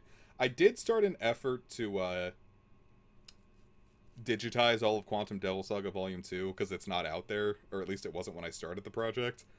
But hey, look at that, another thing I didn't finish. That one was more just because I have no idea where I would host it. I feel like legally that's a pretty gray area. Quantum Devil Saga. What, even Volume 1 is like 400? Holy shit, they're 400 a pop? Wow. That's a lot of money. Because I think Quantum Devil Saga 1 had an ebook, but 2 didn't. And then I think that the production house, Bento Books, ended up folding. I was following them on Twitter for a long time, and like everyone involved with it that I was following, because I was like, please, please, please, I need 3, I need 3, I need 3. Bento Books stopped posting entirely. The translator ended up deleting his Twitter. So, like, that didn't happen. And then I'm mutuals with the guy who was doing a translation for 3, and then he stops. He did, I think, a third of it, and then it was just like, yeah, the fandom's been, like, really fucking shitty, so, like, I have no interest in continuing with this. I'm like, well, this is sad, but I get it. But I'm also like, well, son of a bitch, we're really never getting this. Like, it's kind of getting to the point where I'm getting more advanced enough into Japanese at this point that it is probably going to be easier just to buy Japanese copies of 3, 4, and 5 and just read them myself.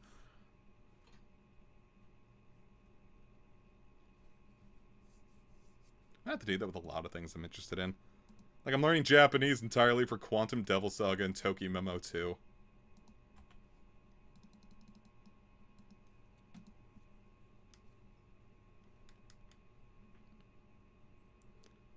That's something I'd enjoy. That was something I was looking at. Well, I was talking about this with James the other day about, like, how badly we both want to play Tokimeki Memorial 2. And, just no one's, like, doing anything with it right now. Because apparently, like, a lot of my, like, translation white whales are on PS1 right now, mostly being the Toki Memo games and Dragon Quest Monsters 1 and 2's PS1 port. And, like, every time that I see an issue with running into, like, making fan translations for games, it's always just like, yeah, the PS1 every time we want to do a game on the PS1, it just screams in complete agony if you try to, like, make it with any other, you know, language than Japanese. It's like getting to, like, every line that they would, like, translate and try to fit into Dragon Quest Monsters 1 and 2. Like, it was just like, oh, the game would just, like, completely break in a new and bespoke way. And, like, we'd fix it, and then, like, we'd translate the next line, and then it would shatter in, like, a completely different way. So, I'm pretty sure that one's dead in the water. Like, that one I haven't heard anything about in, like, probably 5 years now. But Tokimeki Memorial 1 and 2's PS1 ports are apparently also pretty dog shit to try to handle with that. To a point where the biggest Tokimemo translation project right now is redoing 1, but instead of the Super Nintendo version that cuts out some stuff, they're doing the Saturn version. Because how fucked do you have to be under the hood that translating a Saturn version of anything is easier to do than the PS1 version, right? I have no idea how the guys at like... Whoa! Hey! We've got us a pink bird! That was at 2169! Thank you, Tokimeki Memorial. I was about to start talking about Final Fantasy VIII. So, I feel like we gotta name it Squall or something. Let's save that state. Okay, let's now adjust the,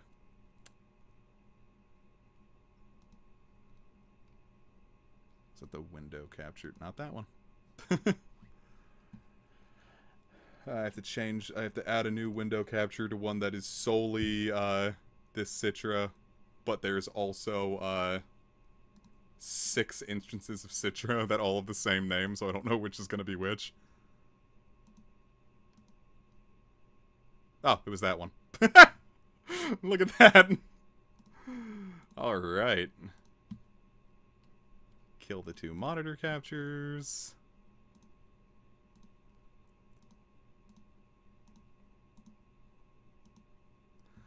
Okay.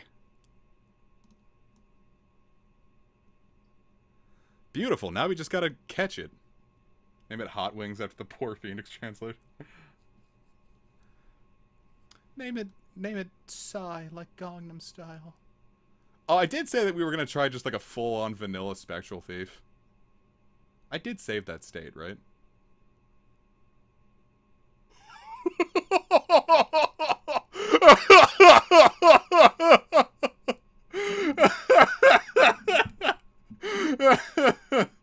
Woo!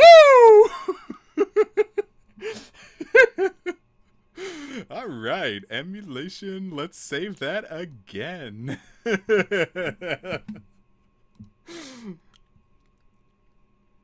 Oh, yeah. I mean, we were in no real danger, but I do have to admit that was, Boy, we really should name this fucker after the Roaring Knight, huh? That's just how we beat the Roaring Knight. Fuck. I want to put it to sleep, but, I have to, like, actually survive its attacks first. Ah! Sleepy Sherry, come on! This is the first time I think I've ever had to worry about, like, actually surviving against, the shiny I'm trying to catch.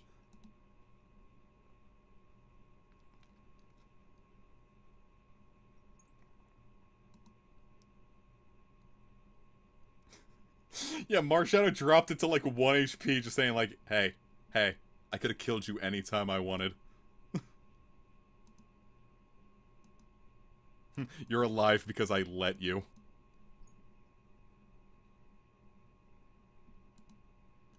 A Roaring Night is when you go outside and just, like, fucking scream at the moon like a wolf.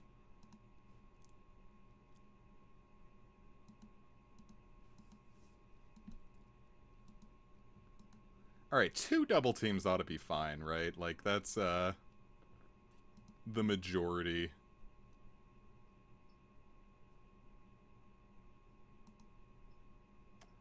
Alright, here we go.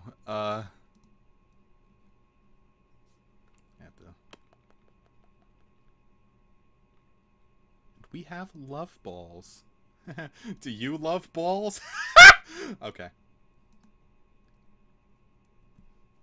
I don't know what the chance of a love ball working is. This might be another case of... I'm pretty sure this one doesn't have, like, any, like, fun, cool effects. Love ball. Well, that certainly gave me results, didn't it?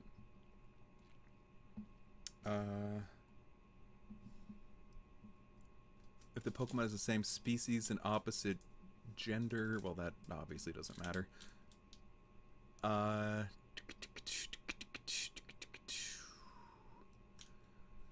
don't know why I thought that the Love Ball was just, like, kind of like acting like the Gen 2 version of the Luxury Ball, but no, it's actually based on gender, which doesn't matter against legendaries, so... Transitioning will take away your ability to scream. God,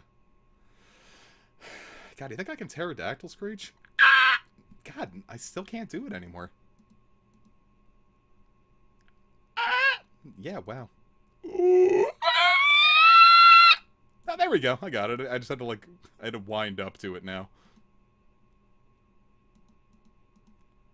Excuse me. I put in 2 double teams. Why am I still being hit? That's a quadruple team. Is that fucking Talonflame? That's not what Talonflame sounds like at all. Is Talonflame... Obviously, besides Seal, like, whatever, right? But besides Seal, is Talonflame the worst Pokemon name? Like that's pretty bad.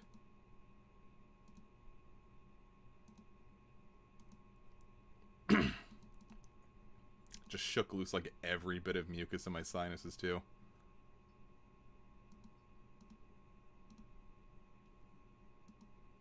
Ekans is great. It's funny.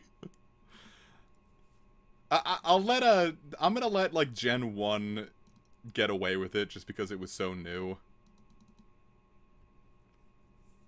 Maybe even Gen 2, but, like, starting from, like, Gen 3 forward when, like, Pokemon was, like, clearly a marketing tour de force, we gotta start taking the names more seriously. I think Talonflame's gotta be up there as, like, one of the worst. Flamigo's pretty bad. Like in general.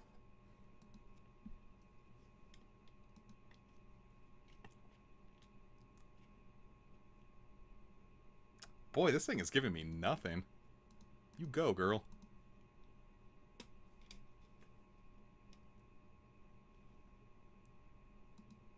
Even fucking, even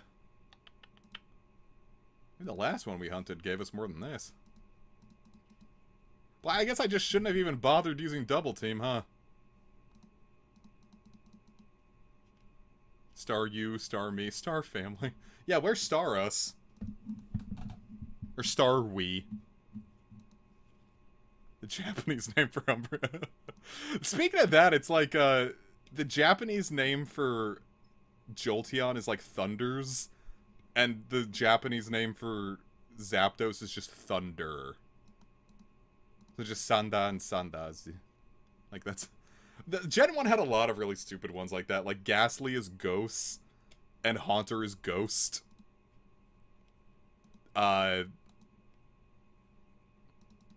Drowsy is Sleep, Hypno is Sleeper. So it's just like going from Surip to Suripa. Lizardon's pretty goofy. I really like Bulbasaur's Japanese name. I think it's really funny because it goes from it's Fushigi Dane, which literally just means mysterious seed, but can also mean like Fushigi Dane. Like, oh, this is weird, isn't it? Hey, that worked. Boober.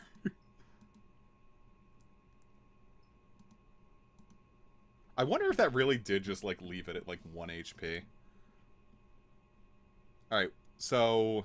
Phoenix is too obvious. Roaring... the Roaring Knight. We could name it, Boob. No, we could name it, Ned's Declassified School Survival Guide. Here, we can just do something really stupid.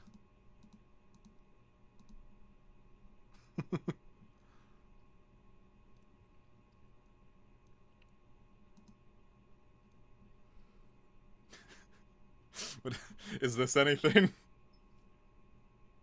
Pinky? I like Pinky. Pinky's very good.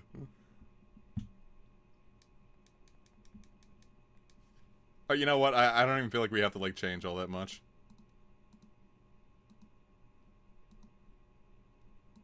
We're naming it Pinky. Name it Zapda. Oh, that's a good idea. Skin. Oh, damn it. Why did you guys type faster? Those are funny. 4 HP. Wow.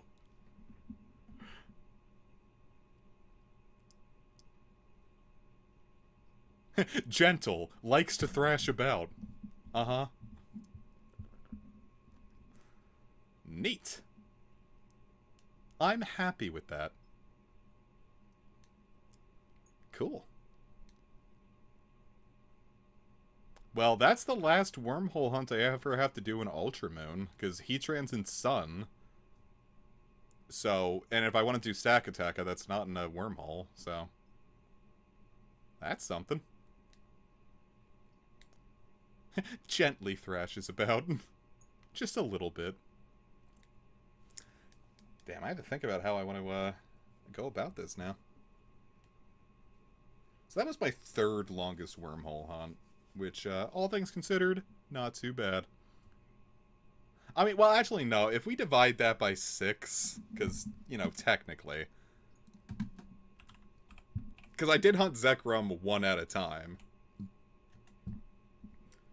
So, really, like, that was technically, you know, let's see, 361 and a half, soft resets. So, technically, I mean, it's still,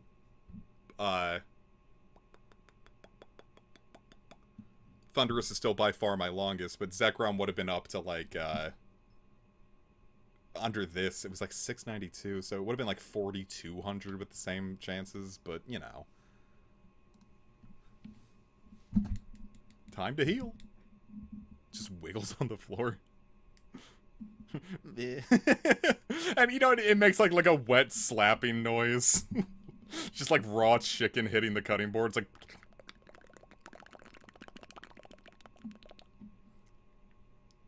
I wasn't cunnilingus.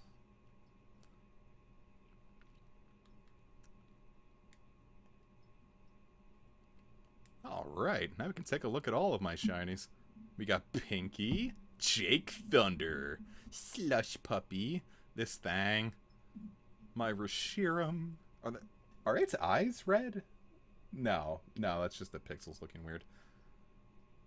Cresselia, Azelf, Regidoodoo. What if I clip that? No, go for it. I'll make it again if you want to hear it.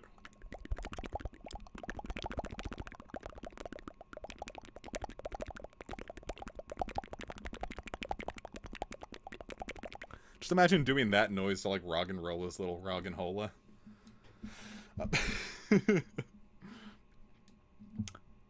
Cool. ASMR. Alright, let me save again to be totally sure. Alright. So, I'm gonna set up to get ready for Heatran. Dislikes the video. Here, what's the worst noise that I can make here? I think I could do an armpit fart. I haven't done those in years.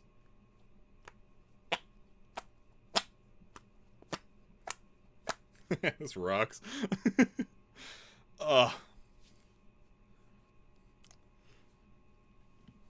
Pick, how the fuck do you almost do that? Okay, so I'm going to... Actually, before I do any of that, I need to make sure that the flag for,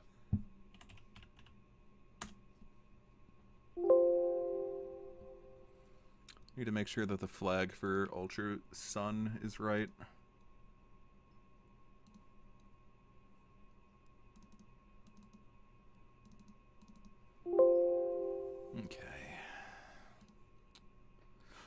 Save.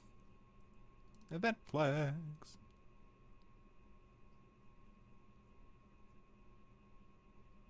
Of heat okay, I need to. Good thing I did that. Really loud, ear-crushing moaning sounds, bass boosted. All right.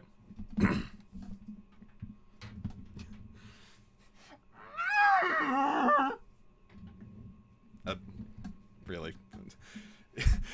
Fellas, if your partner ever makes a noise like that in bed, fucking get the holy water. It's just a dinosaur? It was just a dinosaur, wasn't it?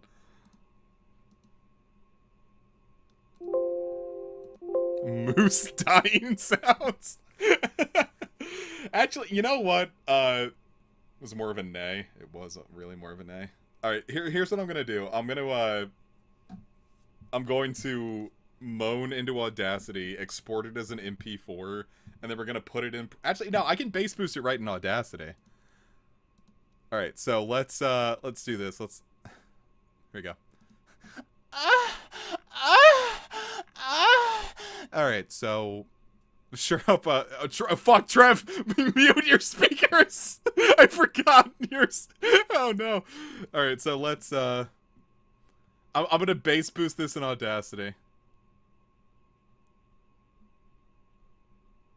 I said I was gonna do it. Now you guys are acting like I'm weird. Stop.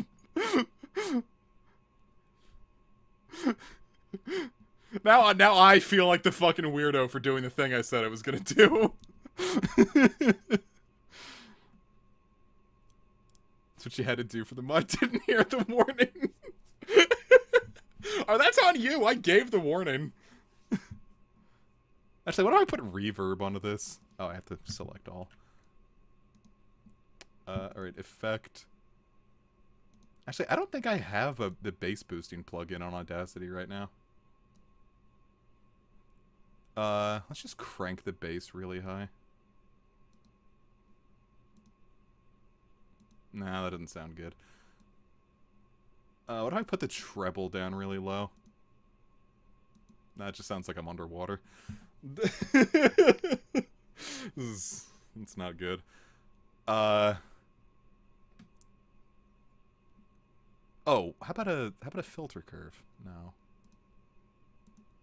Maybe I should have paid more attention in audio editing class. Change pitch, huh? Frequency. Let's raise that up.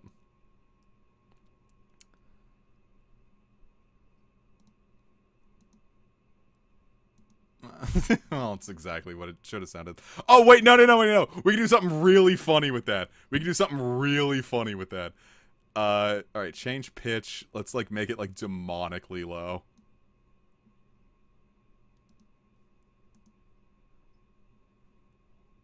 That just sounds like I'm, like...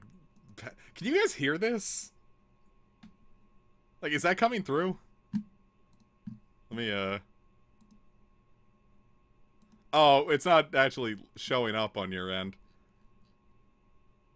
That's probably for the best. Yeah, no, it's not coming through. No, and I'd have to change how it works. Well, no, if I finish this up and save it, alright, so let's throw some distortion onto that. Clipping level, 100%, obviously. Oh, wow, that waveform looks scary. Wait, no, perfect! This is exactly what I wanted! Oh, no, we don't need that twice. How does that sound twice? Actually, fuck it, that sounds great. Alright, so let's export this. Let's export this as wave. We'll entitle this as, Creamy Chuck's House. Oh, fuck. Alright, let's add, suspense is making me anxious. This is, actually, image. Damn it, do I have to... I might have to change how audio works entirely.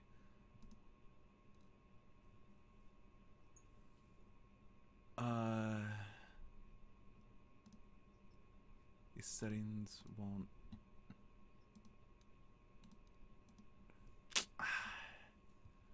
Yeah, I'd have to stop streaming for it to come through with the older version of Audacity. I'm sorry, the older version of OBS. Is there nothing I can add to make that work?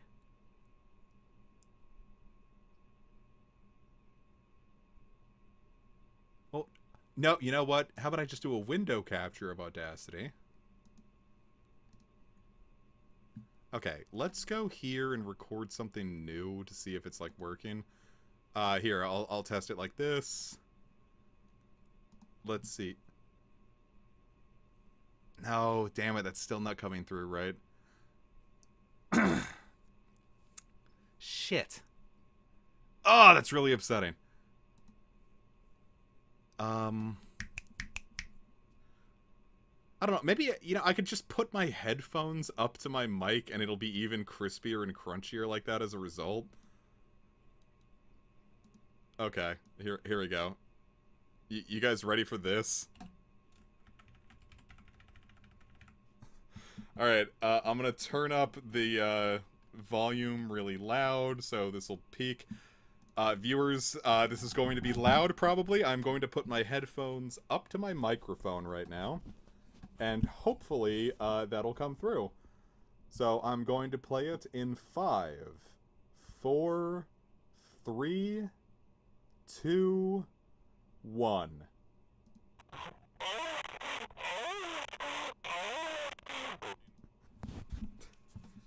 Here, how did that sound?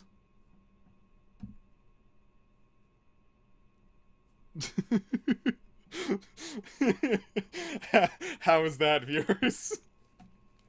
PT.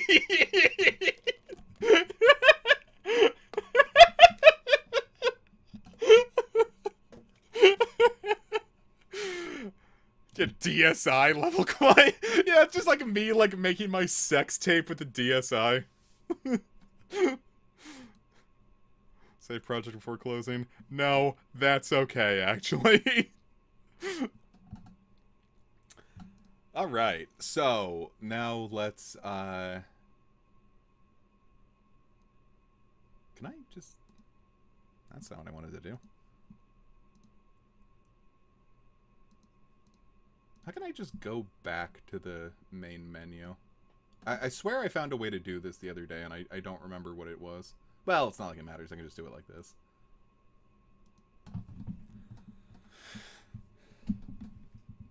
Okay. Because now with this, we can set up to do, alright, what wormhole is, do some wormholes. I don't remember which one he trans in. Obviously not that one, not that one. Yellow wormhole. Okay, so we just need to now go try to fish for yellow wormholes. God, I remember how obsessed my dad was with his BlackBerry when he first got one. He didn't, to my knowledge, use it for porn. I didn't ask, he's my dad. But, the way my dipshit character walks, blah, blah, blah, blah, blah. He, you know, like Breakout, Brick Breaker, or whatever? Man fucking loved, like, he would just play that constantly, and, like, he had, like, he plays pretty high, like, it had, like, global high scores for it, and he was, like, placing pretty high on it. Like, we would hang out, and, like, because Dad and I would hang out every Sunday, and, like, I know at one point we did just spend an entire, like, almost our entire hangout session, just, like, at his place, like, we'd eaten, we went back, and we just spent, like, 4 hours watching him play Breakout on his BlackBerry, and we were like, oh, oh, oh, oh. So it was like actually like a really cool bonding moment. Like, it sounds like a little silly, but it's like, I don't know, I look back fondly on it. Man was a pro gamer for one brief glorious moment. I think at one point he hit like the top 1,000 or something, and it was just like, okay, I think I'm good. Like, I don't know if I'm gonna play this anymore. Man had a taste of championship, and he's like, you know what? I'm content retiring on that. So the last wormhole hunt we will ever have to do is not this. Heatran. Heatran is the last wormhole hunt we'll do. Though not the last hunt we'll do. Because, yeah, now that I think about it, I want Stack Attacker. But I also want to get everything off of my, Hey, a Heatran.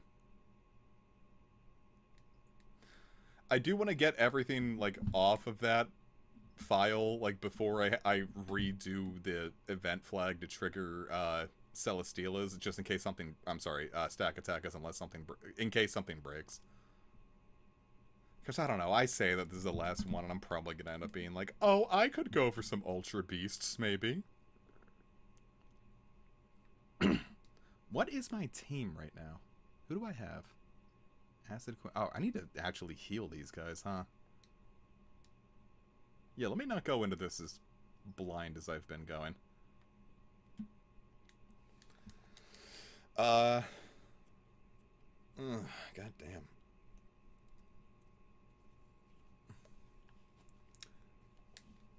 Trev, what the fuck does that mean? The Ultrasy?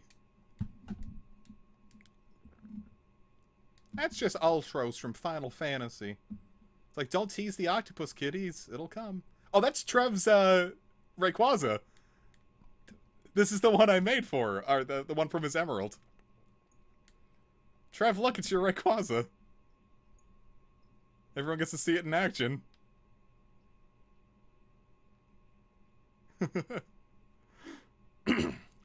I forgot I did that in Sun. Release it. I mean, I saved the actual, like, data for it, so I could release it.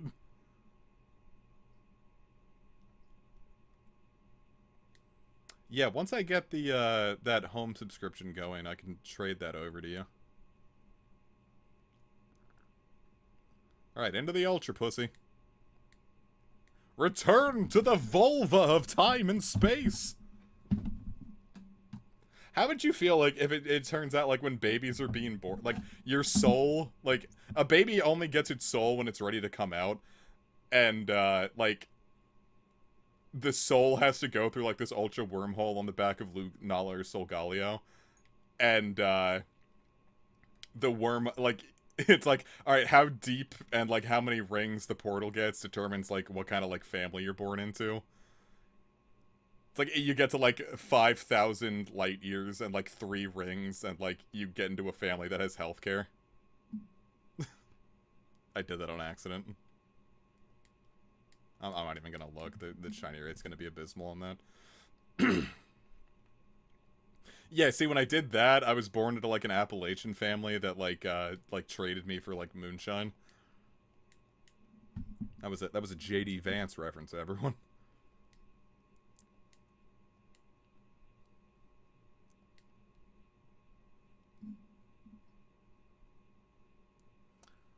Wow.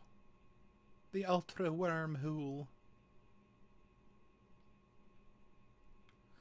Alright, this one's for all the dog owners in your life. How would you feel, like, if your dog, like, came in from, like, going outside to use the bathroom, and came back smelling, like, really heavily of cigarettes, and when you confronted them about it, they clearly got nervous?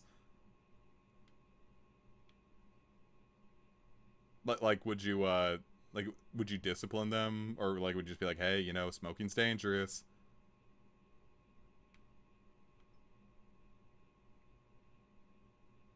I don't know why I'm bothering going into this, into them so early. Yeah, no. Now, by treats, do you mean her cigarettes?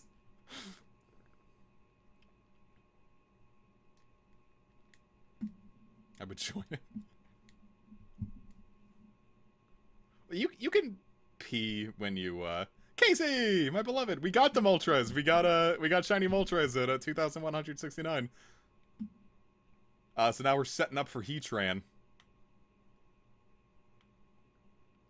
You know, with any luck, if I get Heatran right before this, I can just, like, get home right now and then do everything I said I wanted to do. Casey's done and over super fast. But, in regards to this. Hey, I get Heatran and I just, like, leave, like, 3 days early. That would be fucked. I wouldn't do that.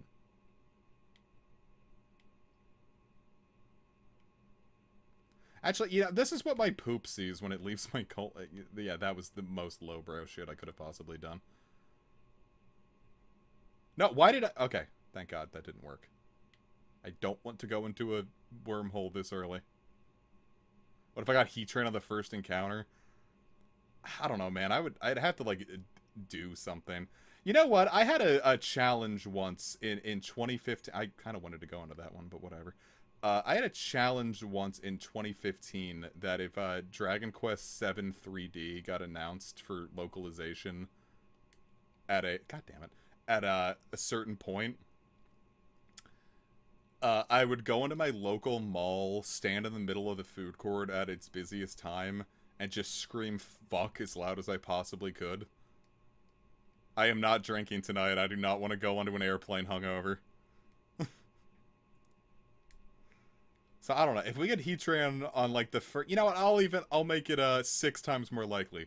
If we get Heatran on the very first batch, I'll record myself... when I get back from visiting Casey, I'll go into the local mall, and record myself,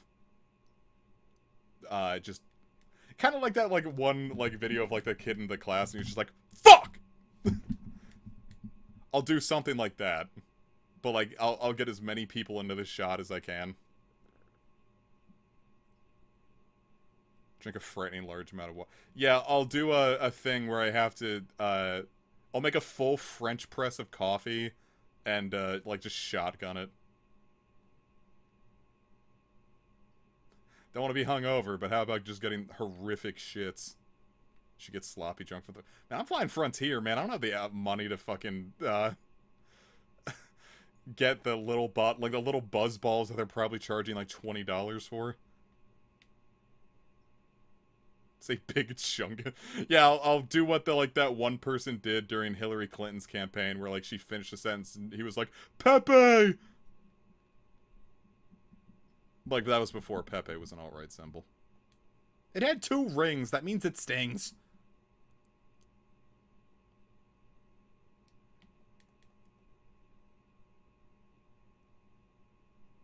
No, I don't like being drunk in public. Like, if I was at the airport and I was drunk, I'd just be paranoid the whole time that I was gonna miss when they were calling my flight.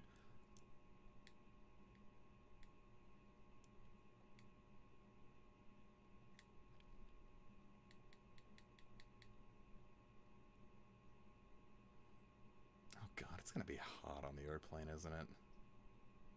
Whatever. I'll be fine. We'll be alright. Say big chunga. I already joked about that.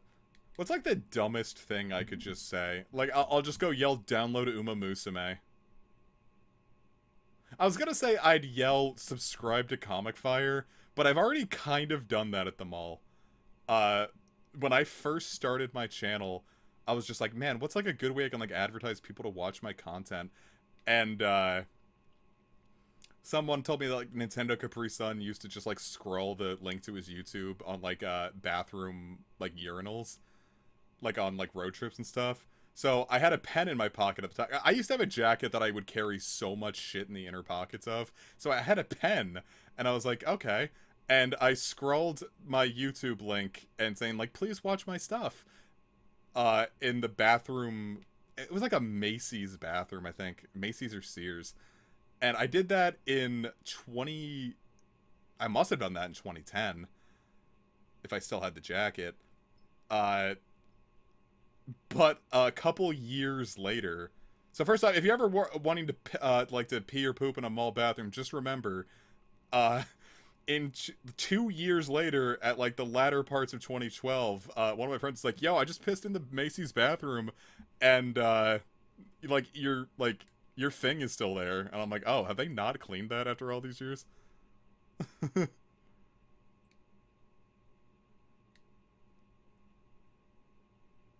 A Mag Cutter.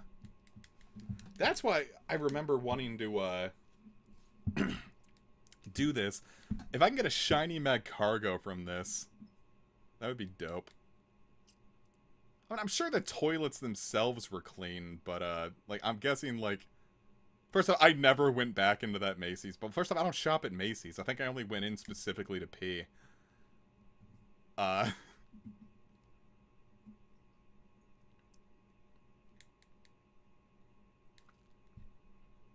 I don't remember the. When was the last time I went to the mall for the specific purchase of? It was it's when me and Casey went, but before that, I don't remember the last time I went to the mall specifically to purchase something. I took Casey there just because date night. We had fun. We went around the mall. We bought a bunch of fun stuff. We had a good time.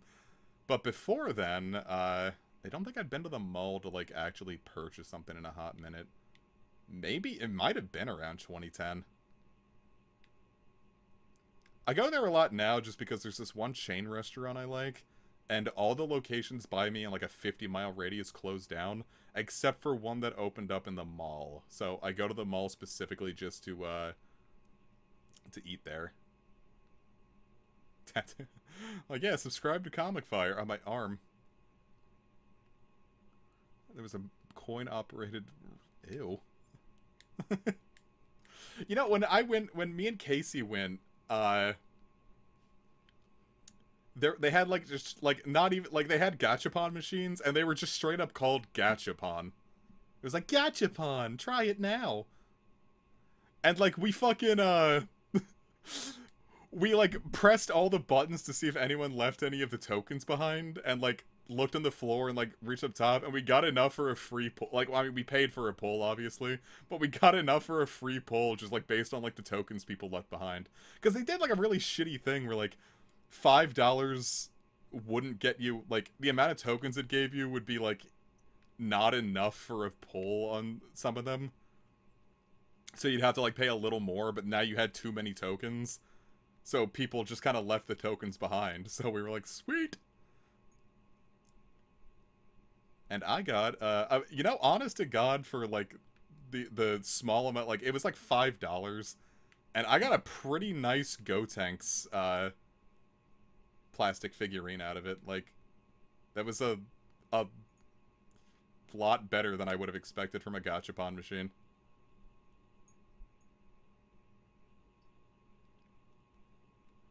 Because usually, like, when I think of, like, the coin-operated, you get, like, stuff out of it, it's just shitty kitsch that, like, isn't worth, like, the quarter. Like, even if you paid, like, a quarter, like, it wouldn't be worth it. But, like, I really have to hope that there's a yellow one coming up, because I'm gonna get sucked into whichever one comes next. Oh! Oh, God, that's the one! Suck me! Suck me!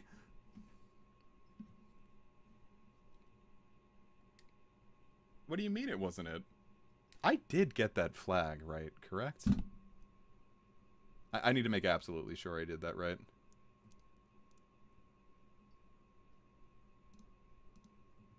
Event flags. Yeah, heat train is off. If I export sav. Yes, that should be it. I think that's when it was like, for like the Dragon Ball ones, it was like Goku, Vegeta, Gotenks. I don't remember who else it was. It might have been Broly. That was another fun thing. We went to Dave & Buster's on the last day they were here, and we used our tickets that we had, and we got a bunch of like fun stuff. And then I got like this like Yu-Gi-Oh blind bag, and I was like, man, and it showed you what you could get out of it. I was like, man, I really hope I get Blue Eyes Ultimate Dragon. I was like, I'll be happy with anything, but I hope I get Blue Eyes Ultimate Dragon. And we opened it up into the parking lot, and I got Blue Eyes Ultimate Dragon. So that's still hanging up on the rear view of my car. Was so thrilled. But I don't know, like, this is... I was gonna say it's not legal, it's scummy, but blind bags are inherently scummy, so whatever. We were at a Hot Topic, and like they had like a blind bag Studio Ghibli shot glasses, and like the cashiers, like, they either weren't looking or just didn't care, because like But like we just like opened up because they were in like little cardboard boxes. So we just like opened them up and like peeked through. I'm like, all right, what's the one that we like want the most? And we found the one that we wanted the most, and we were just like, okay, we just like picked that, and we're like, oh, I hope it's what we want. So I still have that shot glass nearby. Actually, was it Ghibli? Yeah. It was the cat from Kiki's Delivery Service.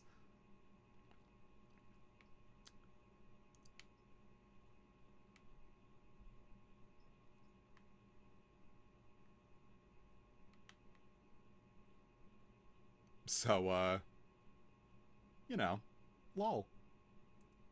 Like, we still paid for it. Like, they got a sale.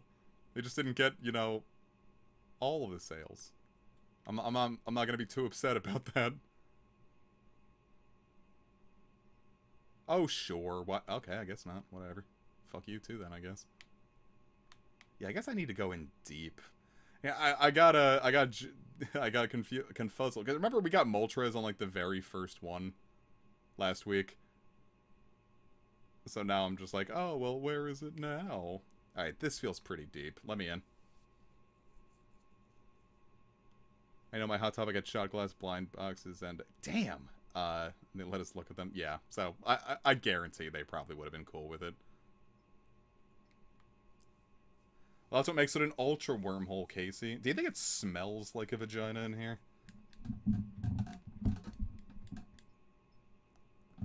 Do you think if you, like, go through the ultra wormhole, it just overwhelmingly smells like Lunala pussy?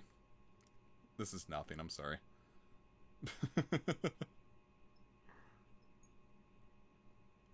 Brad, don't be a fucking narc.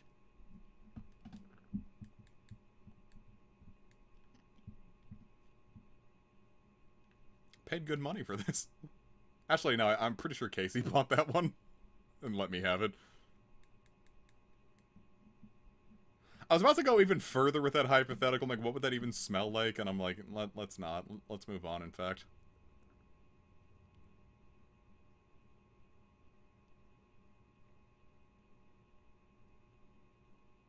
Alright, here's the thing. I was, before the stream and, like, all of last night, I was listening to this remix of Rooter Buster where they pitched it down and, like, got everything just right to the same tempo as Vapor Buster. And now when I listen to regular Rooter Buster, it just feels way too fast because I was like, Rooter Buster in the tune of Vapor Buster just sounds so good. And now I'm just like, well, now regular Rooter Buster is too fast, and I've ruined the weather trio for me. Or the weather people. Yeah, ruined the weather trio. Why didn't Kyogre and Groudon get in a throuple with Rules card? Like, instead of Rayquaza breaking up the fight at the climax of Emerald, it's just Rules card coming down. He's like, hey, are you guys taken? Yeah, I just tried desperately to go in those and it didn't let me do it.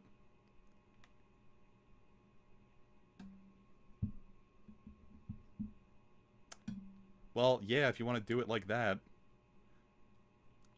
It's like the darkness, like the ways between in Kingdom Hearts Birth by Sleep.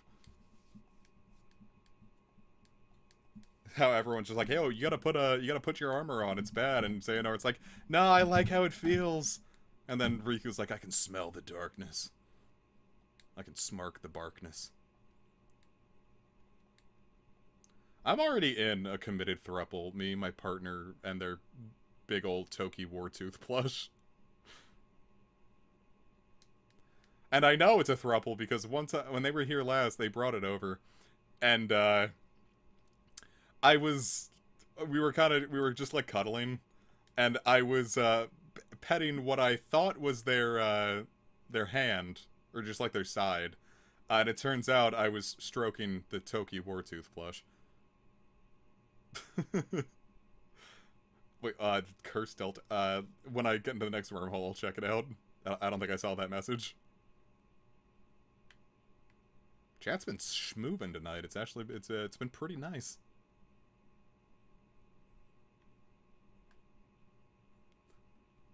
I'm like, well, maybe I wouldn't shiny hunt so much if you guys didn't appear to fucking love it. I'm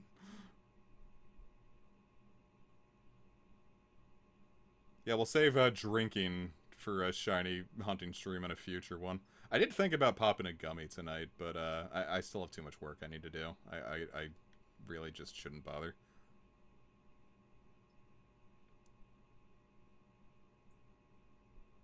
I still have to actually edit the Storm Chaser videos. Then, I gotta finish up with the kitchen, and then I gotta get some stuff ready with the cats. Like, I gotta get, like, their food set up and ready to go. I still have plenty of time, yes, but, I actually don't know what Toki is made out of. It might be polyester.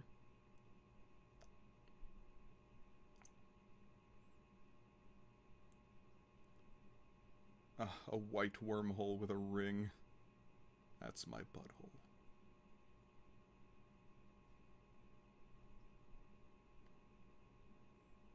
You guys ever... Okay, I'm getting sucked into the blue one. Great. What kind of Pokemon can pop up in the blue hole? Quagsire, Lombre, Floatzel, Stunfisk. I've actually gotten all of those shiny. I'm not even gonna check.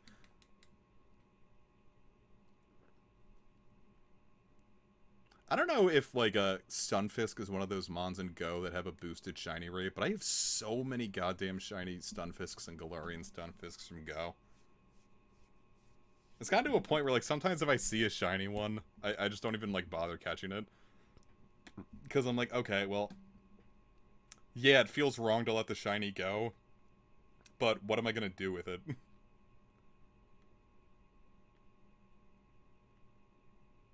Like, it's just kind of, like, sucking up space.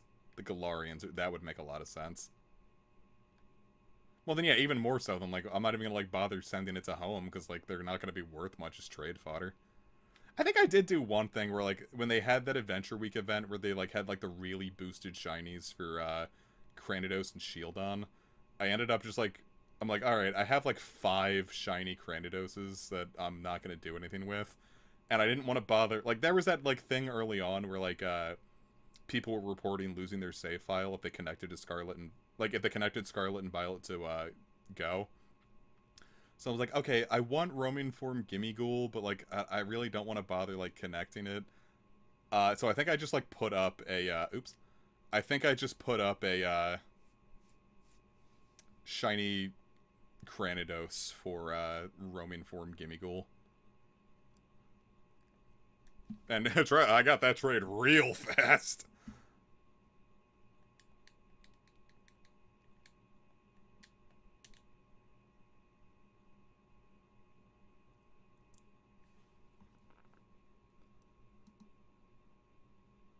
Yeah, I'm just having a hard time actually getting Heatran to pop up. I wonder why. It's been so consistent that I always worry that I beefed something. Let me open up, I'm gonna open up a second Citra window. And go into, the save data location. Now that's it.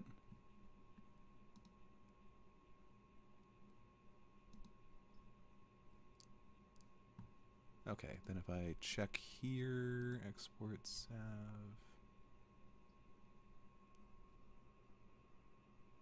yeah, everything's right. I'm just not having very much luck with it. Obama ho! What if it was Obama snow? Hee hee hee hee.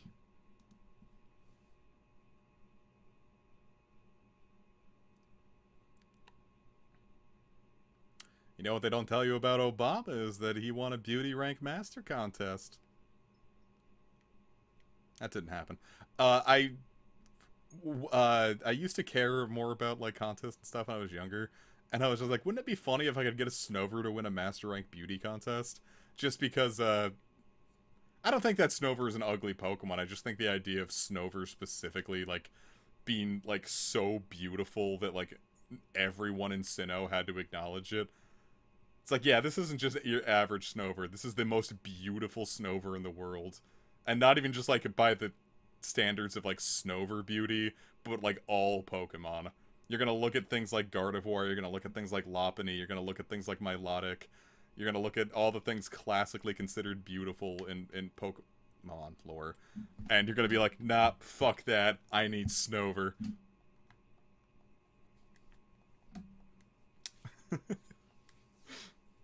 That idea is really funny to me for some reason.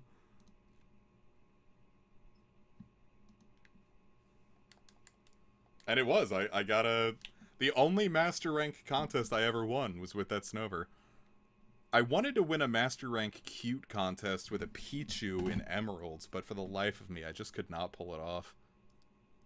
I probably wasn't, like, super efficient with, like, the Pokeblocks and everything, but, like, it was like, oh, I got through the first 3 so easily. Why is Master giving me such a hard time? But I was but a boy. I was a bab. So, I didn't do it. That dream died. I imagine it would be, like, really easy to do now. Like, I could just look up, like, oh, how do I win Master... Because, like, contests have got to be solved, right? There's, like, no RNG in that. It's, like, put the right berries in, put the, like, do these moves. Here's, like, the best contest moveset. Like, I imagine, like, doing that now, like, is just basically, like, doing a spreadsheet at this point, right? So, like, trying to do it blind would be one thing, but then I would also just, like, feel frustrated that I wasn't being efficient, so... Contests as a whole are probably just, like, ruined for me. But it's fine. It's, like, they don't really give you much of anything besides, like, a... What is it, like a star on your trainer card? But then I never really bothered with the stars anyway, because I couldn't ever... There was one time I ever got 100 straight wins in a Pokemon game's Battle Tower, and I have no clue how I pulled this off when I was, like, 8. I was 8 or 9, and I was playing Sapphire. And all I know is I had a Metagross on my team, and I have no... Yeah, it was a Metagross and a Huntail. I don't remember what the third one was. But the fact that I got 100 wins with a Metagross and a Huntail, and it could not have been an efficient moveset if I was bringing a fucking Huntail. But I did it somehow.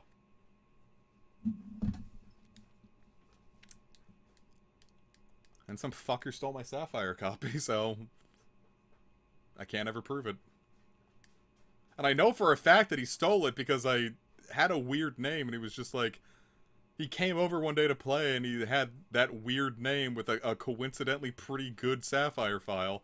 And I'm like, hey, what's all that about? He's like, yeah, I've got no clue, man. And I should have just fucking stolen it back. But, whatever. Knowing how he turned out, he's probably dead.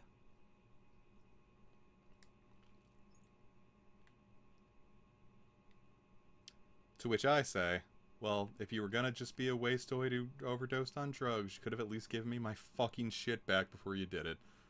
I have no proof that that actually happened to him. This is absolutely me making an assumption based on the fact that he was,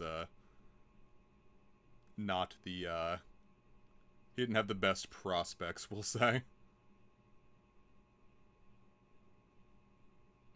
Also, maybe I'm just mad that he fucking stole my Sapphire copy!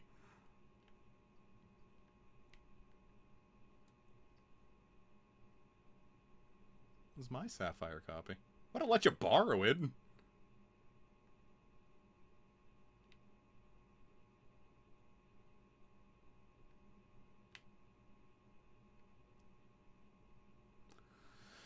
Oh, God. Hey, it's another comic brings up a bunch of shit from their childhood that clearly still hung up about an episode. It's like last time when I talked about how, like, I had a... Really, I had a lot of quote-unquote friends who would, just steal my shit on the reg. No way I hung out with a bunch of fucking shitheads. Alright, Heatran, please. Where the fuck are you?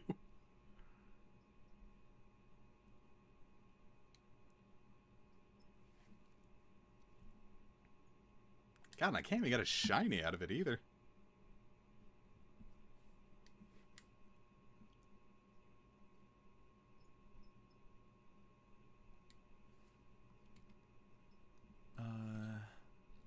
Trying to see, like, what the rates are.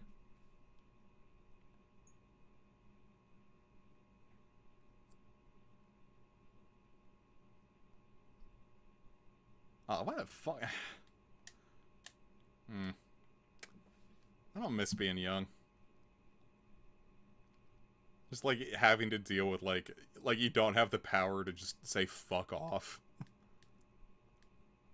He's like, oh, he's, like, a family friend. Like, you gotta hang out with him. And I'm like, fuck him! I don't want to hang out with him. He sucks.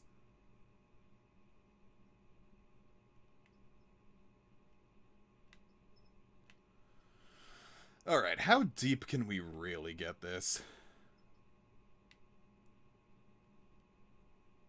That's like the fun thing. Like when I watch like any like Let's Play channel and like people talk about like their childhood games, they're inevitably like, "Oh yeah, I had this stolen from me."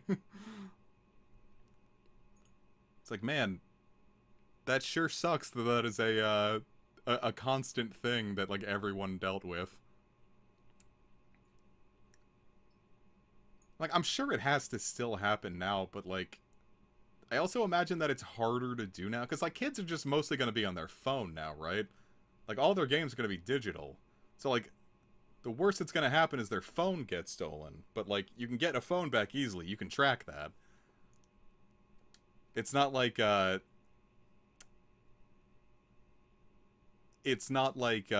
like a copy of like Pokemon Sapphire, like you can't track that. And like if you wanted to bring a game, like you had to like bring a totally separate device and then like a totally separate cartridges. God, Space Boy, I feel. I want to say I feel you, but it wasn't my. Actually, I guess I can't say I feel you at all. It wasn't my parents, and it wasn't my game. So, I think I said once I borrowed a copy of the GameCube version of Twilight Princess from my uncle, from an uncle, and he and you know the GameCube copy of Twilight Princess is expensive, and even back then, like this was around 2008. The game wasn't old, like it was like 2 years old at this point, and it was still expensive. I played it and I gave it back to him because like he's cool. I liked my uncle. He was a very good man for a few good years. But he got addicted to painkillers and like was like super like fucked up about it. Like dude's a monster now, and like the drugs probably ruined him, but you know. But like I know for a fact that he sold that that's an expensive game. Like I know for a fact that he probably sold that copy of Twilight Princess for drug money, and I'm like, well, fuck, I should have just kept it then, shouldn't I? But like I couldn't have known, but it's like, ah, that should have been my copy of Twilight Princess. I would have appreciated it. I don't. What are the chances of like spawning? Like I assume that like the rings have a higher chance of legendaries, but maybe it's like how deep you go.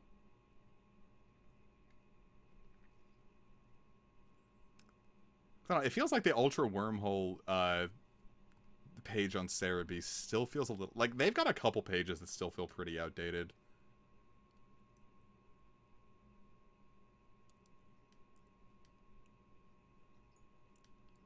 Okay.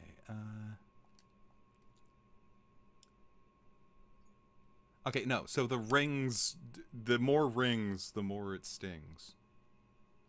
So it doesn't really matter how deep you get. Like, just going for like the big rings is the. Whenever you see a big ring, go for it. It's just the deeper you get, the more that the big rings pop up.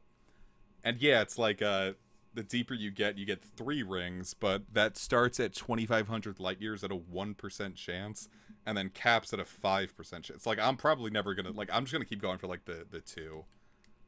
I wish I just knew the exact odds of like between it being like 1 or 2. You know, just if I see a yellow 2-ring wormhole, I'm gonna dive for it.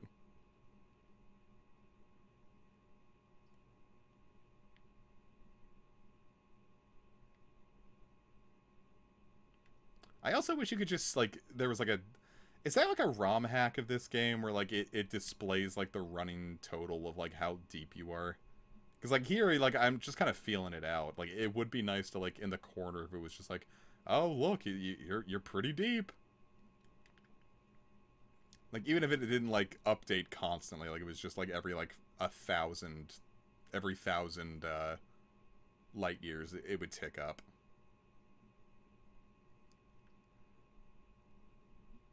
That would be a nice, thing to... Is there another thunderstorm kicking up? I swear I just heard thunder, but that might have just been someone bringing out their, recycling. No, it shouldn't be, because recycling isn't this week.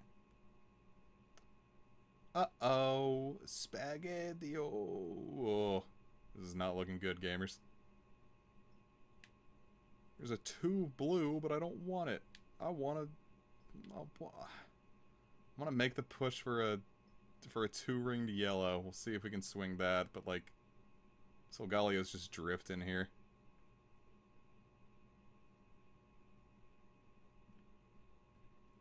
Just got an ad for a mattress. Yeah, no, I'm host.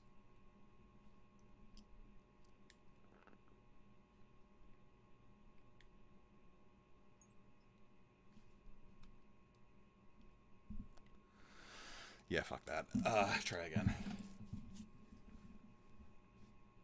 was gonna say, babe, you can't nap. It's like already 9 o'clock. And I'm like, wait, it's only 7 there. Let the soothing, dulcet tones of my voice lull you to sleep, babe. Before, I do that tomorrow. Where I whisper in your ear, I'm like, go to sleep. Go to sleep. Go to sleep, my dear Casey. You can nap easier for 120 precursor orbs. It's a Jack and Daxter reference. Also, that voice really fucking hurts my throat. I shouldn't do that.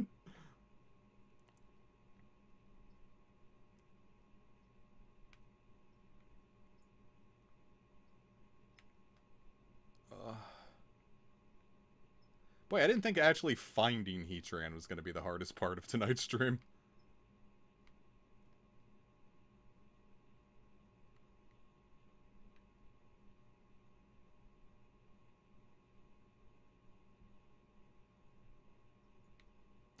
Two-ringed yellow.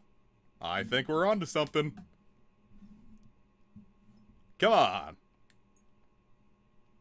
Fuck off.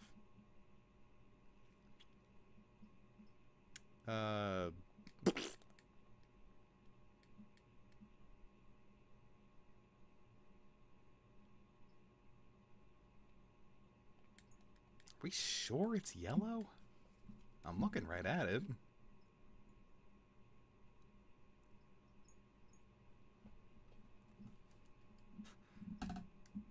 That thing's got me gaslighting myself.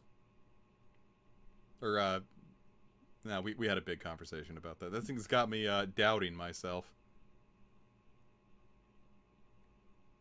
This thing's got me splendiferizing myself.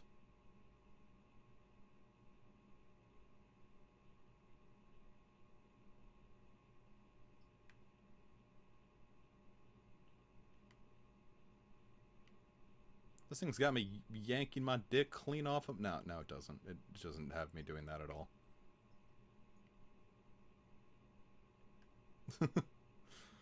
My hand is firmly on the controller of the PlayStation 4 variety.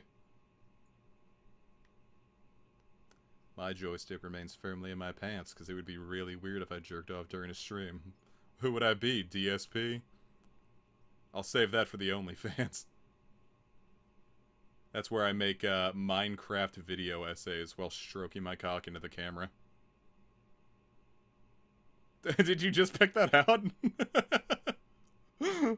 I remember when someone told me that. I was just like, oh, that makes sense.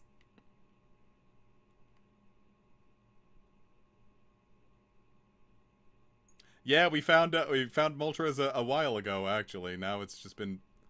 The real search has been fucking Heatran!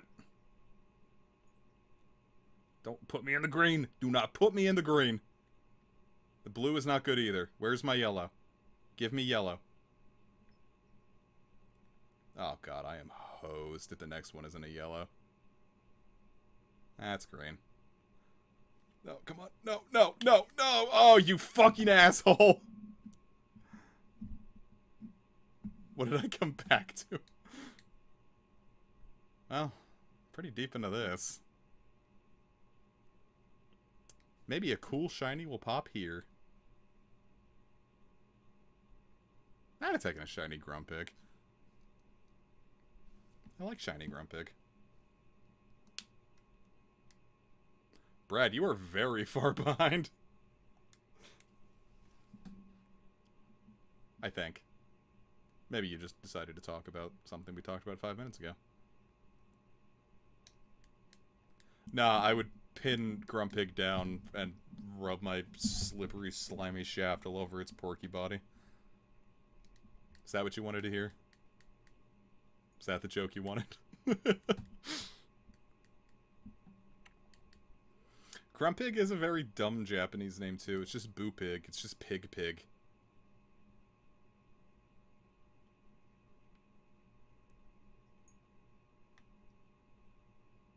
I don't know. I don't know how much I like Grumpig in general. I think Spoink has a really fun design and idea behind it. And then, like, Grumpig doesn't really do enough with it. Like, it kind of feels like it's related, but I don't feel like it should evolve straight from Spoink, if you know what I'm saying.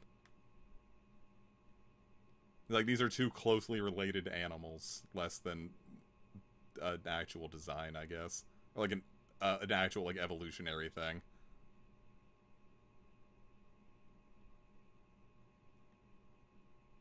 Which, I don't know, probably a lot of Pokemon fit that bill, but, like, I don't know why I feel it so strongly with Spoink and Grumpig.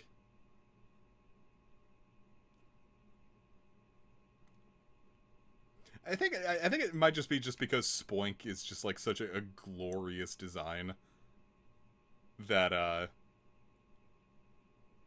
don't really know where you go with it. Like, do you just make a bigger Spoink and kind of ruin what makes it special, or do you go like Grumpig and just like not even try?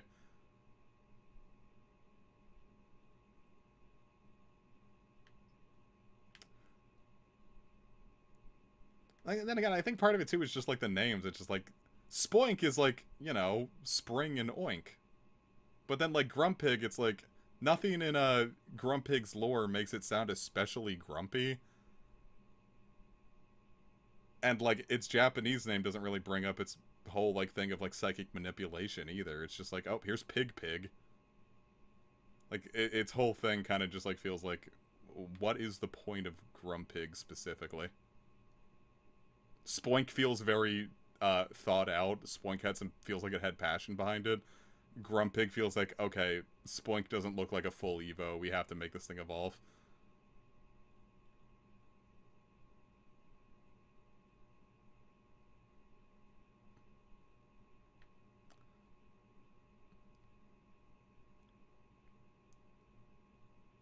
Oh, God. Don't suck me into the red!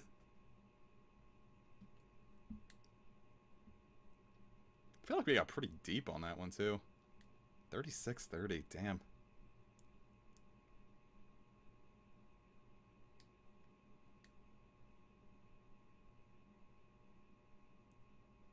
Oh, I would have loved a shiny Sigilif.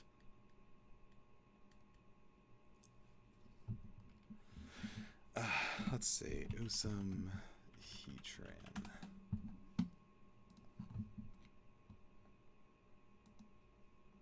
Please don't talk. I'm firing up someone's video.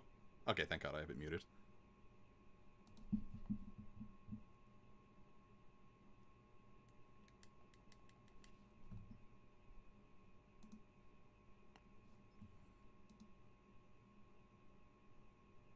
Wait, you're flying on Lunala.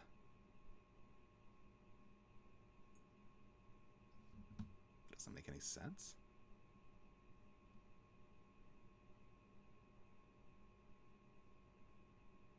Wait, how are you doing that?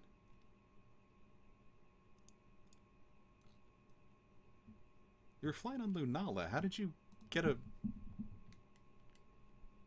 Heatran?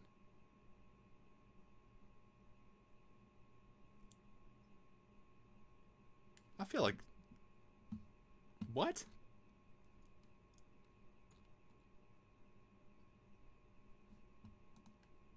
No, it does say Ultra Sun. I'm playing Ultra Sun. The event flag works. I'm just getting super unlucky.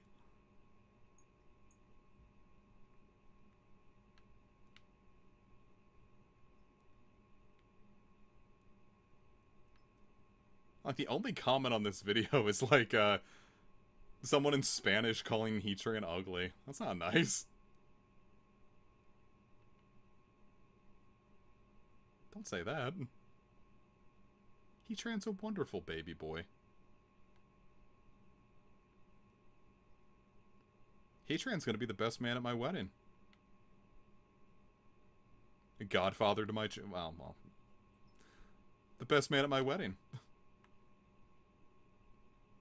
Alright, come on. Give me 2 rings.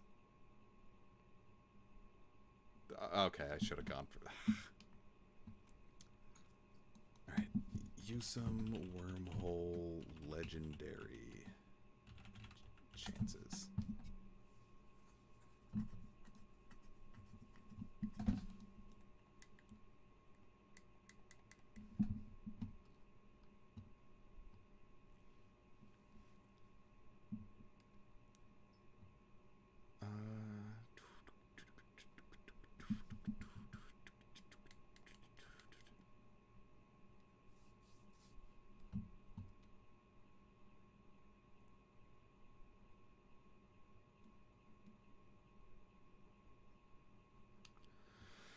Alright.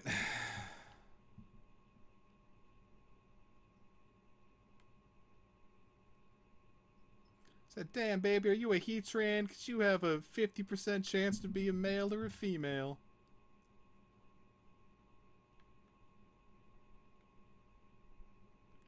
Maybe I should just jump right into Record Breaker again. I mean, obviously, you know, playing it first, but, like,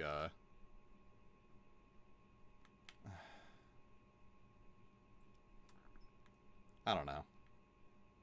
I should use Soul Hack. Like, Soul Hackers was going to be, like, a super passion project. Maybe I should just use it as a way to, like, get myself used to LPing again. I haven't done a straight LP since, like, Final Fantasy Legend 2. That was, like, a year and a half ago.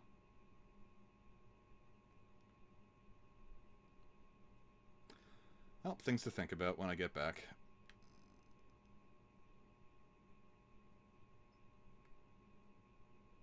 Oh, give me 2 rings, damn billet.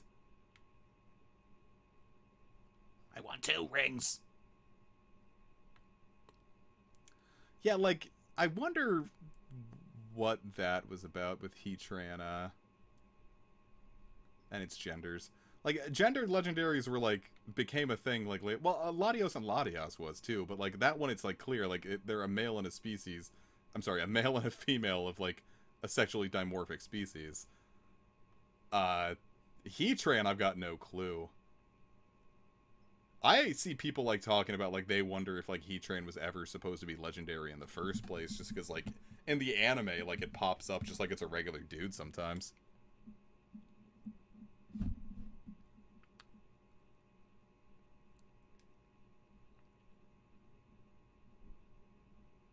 No, that's definitely thunder. Having a tough time finding legendaries in Ultra Wormhole.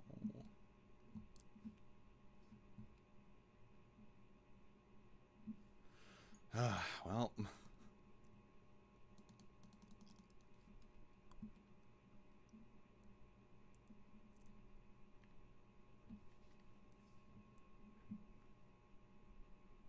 I mean, then it's, like, also really, like, in lore, it's underwhelming, but, like, for a couple generations, like, it was just, like, one of the best Pokemon in competitive. Like, I think it is just straight up the best Pokemon in 4th Gen OU. I know it was great in 5th Gen OU. And then I think it dropped off in 6th Gen OU just because, once Primal Groudon hit the scene, like, that was it for Ubers for a while. Well, no, they're not even in the same tier. What am I talking about? I think there was, like, a good ground type going on in, I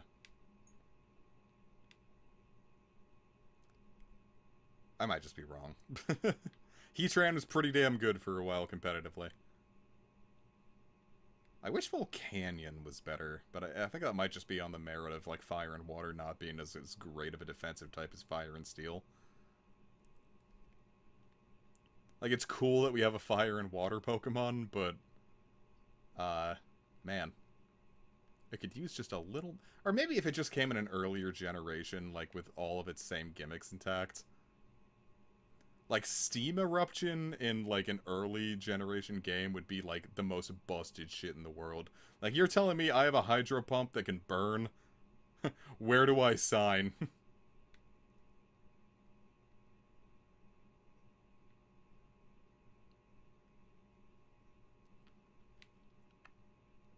That was also really funny when, before the Scarlet and Violet expansions came out, in the Pokemon Home meta before Teal Mask dropped, Volcanion was, like, the only Pokemon that had Scald. But it's like, why would you use Scald on Volcanion when it has Steam Eruption? And then, you know, the DLC came out and made it a TM, and then, you know, everything got Scald back, so...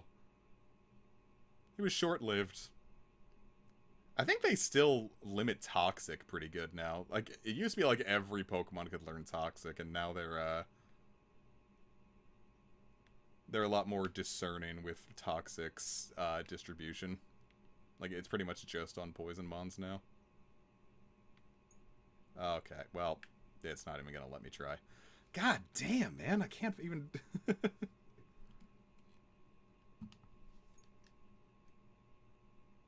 But I could always check to see if it's a sigil, if again.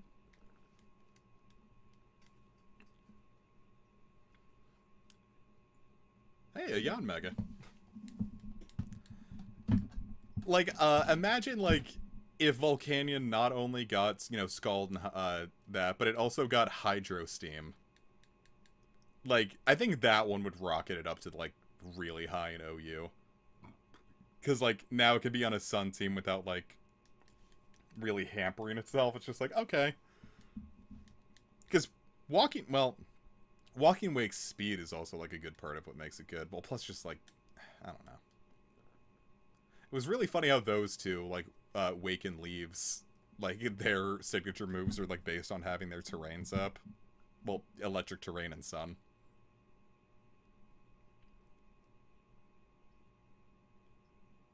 And then the other ones are just like, okay, here's some cool moves. Like, here's an Electric Sucker Punch and a burn-based Baneful Bunker. And then on the other side, we have, a dual-hitting Steel move, and then the best fucking Rock-type move imagine. Just, Iron Boulder just gets, like, the most broken fucking move in the series history, besides, like, Thousand Arrows.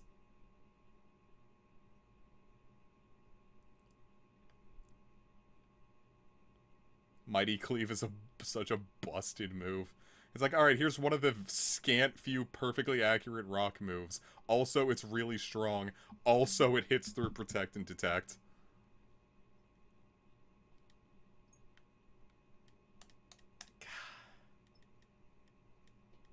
I think this is the longest I've spent actually just looking for a legendary.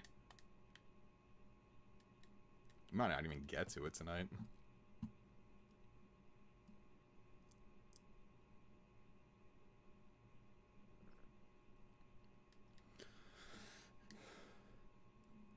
Yeah, I really like how, like, starting with, like, 7th gen is when at least I noticed it. Like, a lot of Pokemon, started just getting signature moves. And then I think it's fun that a lot of those signature moves get distributed, like, wider in later generations. Like, other Pokemon get Zing Zap, for example, but, like, for one generation, I do think it's cool that, like, a Pokemon like Togedemaru gets to have its own signature move. I like it. It makes the world feel very lived in. Like, yeah, this is a thing that a Pokemon like this would do to survive in its environment. And then it gets to get handed around in a future gen.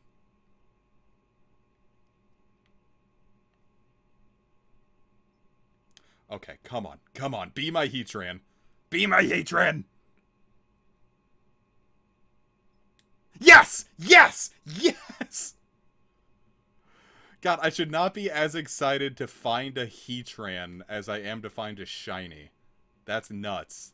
Alright, I need to save. Like, we haven't even started the hunt. This was just this. This was the hunt to start the hunt. All right, how close can I get? I think this is like right where it starts.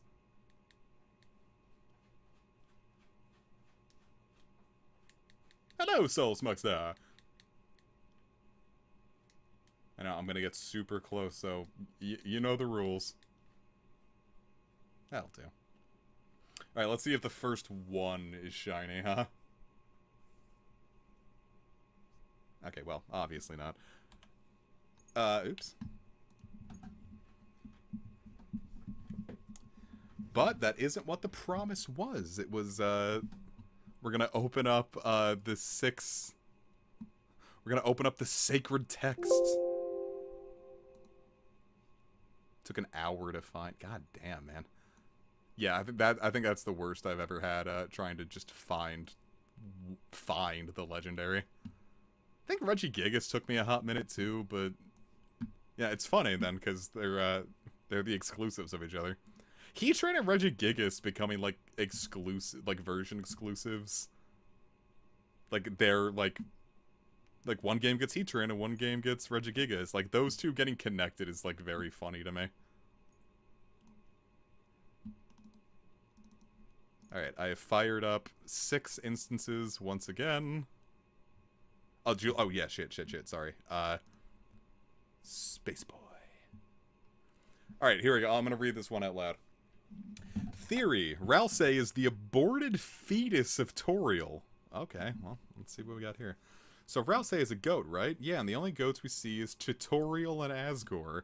Now, bear with me. What if they tried for a second baby after Azrael, then they found Chris while she was pregnant, and then they decided they were going to abort it because 3 is a bad number or something, and now Chris doesn't speak because they are sad and keeps their brother's aborted fetus in their pocket.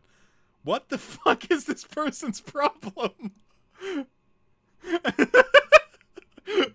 Is this bait?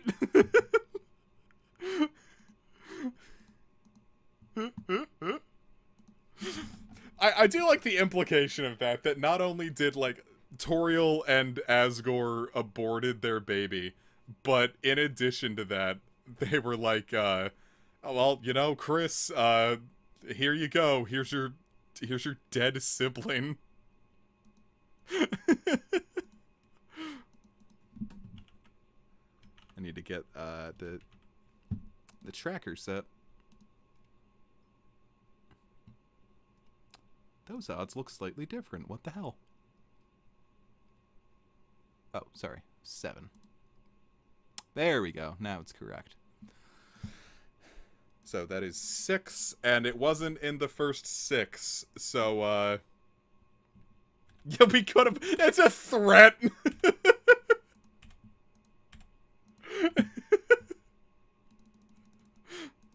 Like, we can abort you too, Grace? What a horrible thought. Alright, so I've avoided having to curse at the mall. This one is going to be a really nerve-wracking hunt just because of, this is not a very... You know what? Before I even commit to this, I need to check how many balls I have. Because first off, I didn't think what ball I wanted to catch this thing in. And then I need to make sure I actually have enough of said ball.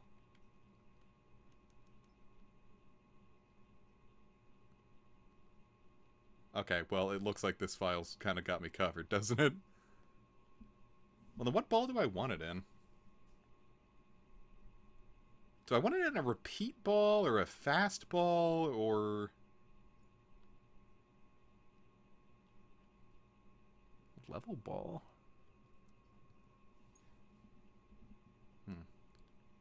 That one I don't know.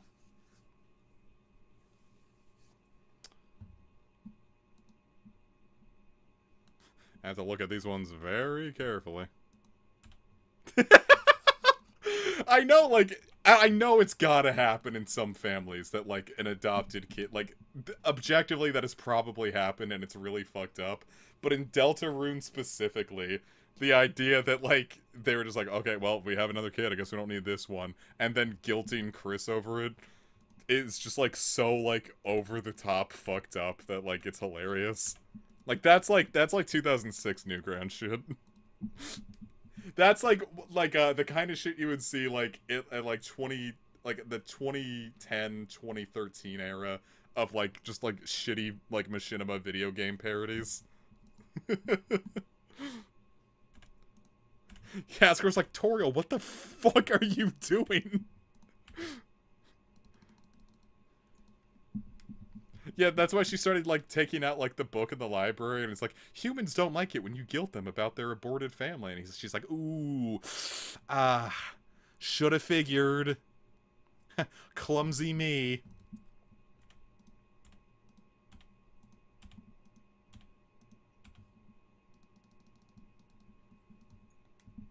Dang it.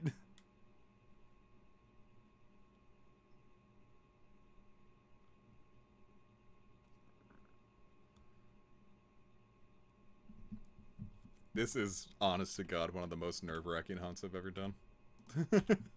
Because I know, like, I'm going to get back, we're going to do a drinking session with this, and, like, I'm going to, only barely be paying attention while I just, like, ramble, and I'm going to end up soft resetting over it. Maybe if I'm really lucky, we'll just get it super early so I don't have to think too hard about that, huh? Wouldn't that be nice? I'm mostly looking at its eyes. Its eyes, like, are, like, purple. But yeah, it is, like, it's just a tint shift. The only way I think I'm really going to be able to tell is its eyes. Because it used to be a thing in Go that shinies didn't have the icon at the name. So, like, if you missed the sparkles, some Pokemon would just be very difficult to tell if they were shiny. I had a guy in the Go group who was, he had a little bit of color blindness, and he legitimately couldn't tell, before the shiny symbol came on, came into the game, he legitimately couldn't tell the difference between shiny Pichu and a regular Pichu. Like, oh, he's like, you got a shiny Pichu. He's like, oh shit, did I? I legitimately can't tell.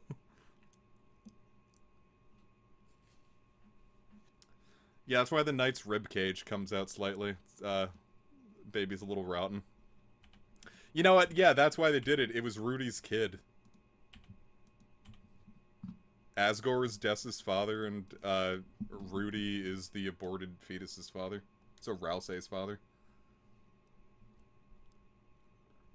That was one really fucking stupid thing about Pokefarm, was they have like further variations of shinies, albinos, and melanistics.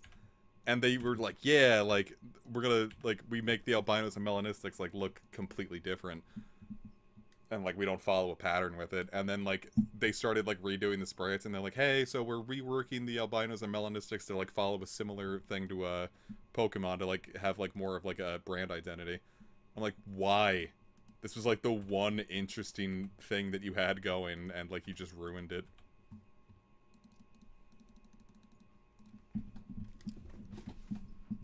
I don't know why I play games that I just genuinely fucking despise the people running them.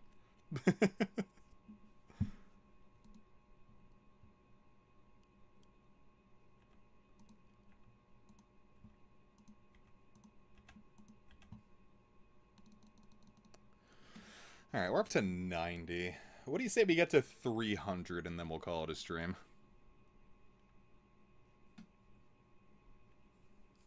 300 feels like a decent start. Plus that gives me a nice good chance to maybe get super spooned. Because the record is still Reshiram, and it's looking like it's always going to be Reshiram, because 72 is just too good of a record to try to beat. But, if I could get one sub 600, go to 360? Well, if you insist. If we get it right on 360, you have to donate $10,000. You can turn 360 degrees and walk out of this stream.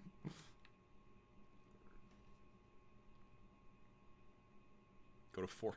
Well, 420 is also a tempting one, because if you put marijuana on a heat train, it would in fact smoke.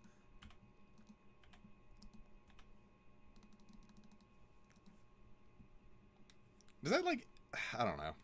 I don't smoke. Like, every time I partake, I do gummies. If you just, like, actually threw weed into a fire, like, would that, like, affect how you do it? I mean, smoking, you're lighting it on fire. But, like, it's like a controlled heat. Like, I don't know. It's like a fucking, Is too much heat going to affect the flavor or the high? It's what I guess I'm asking.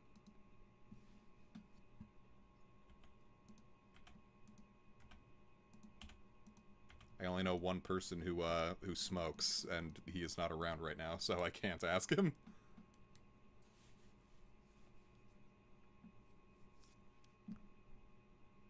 Alright, we're up to 120.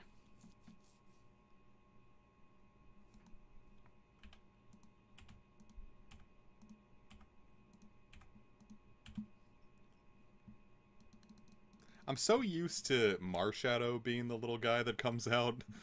So, like, when I reset and,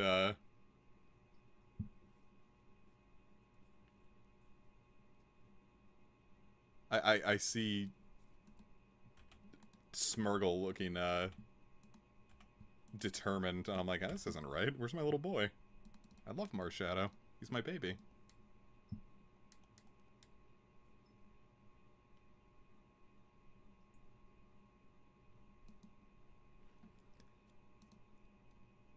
I'll say, I think my only real knowledge for that... You know what? It's like what Bossman said. It's like color grading. He's like, the worst part about color grading is that your eyes kind of, like, get a little used to it or a little fakakit at,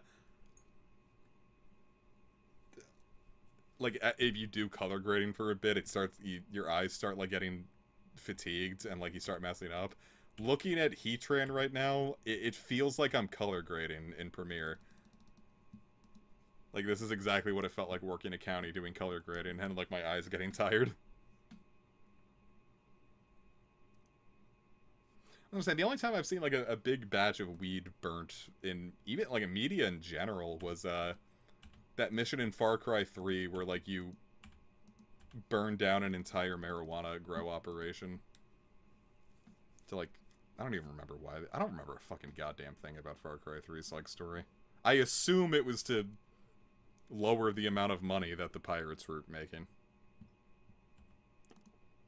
Or if it was an accident. I don't remember. I remember really enjoying Far Cry 3's gameplay, but it has been such a long time since I've done Far Cry 3.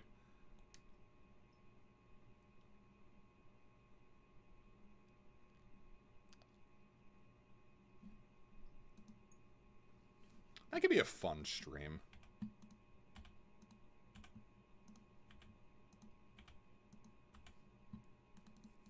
I don't think we've done a straight-up shooter on this channel before.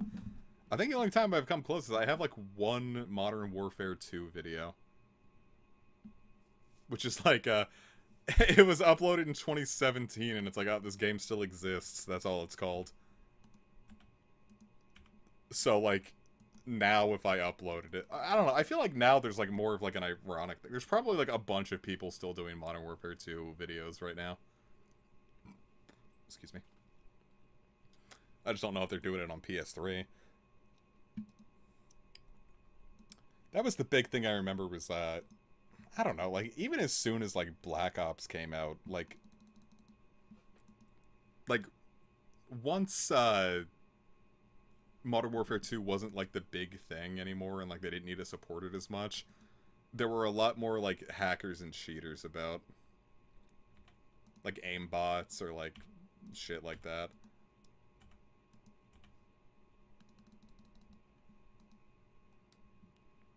So, I don't know. If I fired up a game of Modern Warfare 2 online here in 2025, I'm probably not going to be playing with a bunch of legitimate people. Because how many people do you think are still, like, on, like, the older games like that?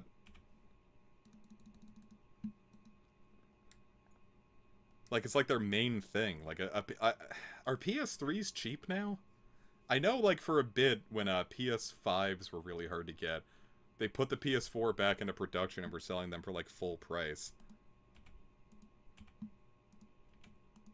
But, like, is the PS3 at a point where, like, someone who doesn't have a whole lot of cash can just, like, grab one? And it's just like, well, it's not much, but it's something.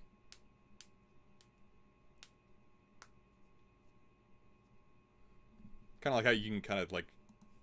You could throw throw a rock in any terrain. You know how they say, like, you're never more than 3 feet away from a spider? Like, you're never more than 3 feet away from a used PS2. Is the PS3 like that at this point now?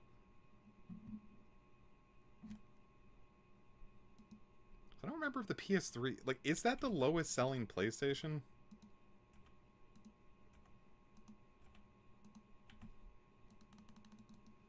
I know it picked up later in the generation, but, like... I know the PS4 was, like, pretty big, and obviously the PS2 is the best-selling console of all time.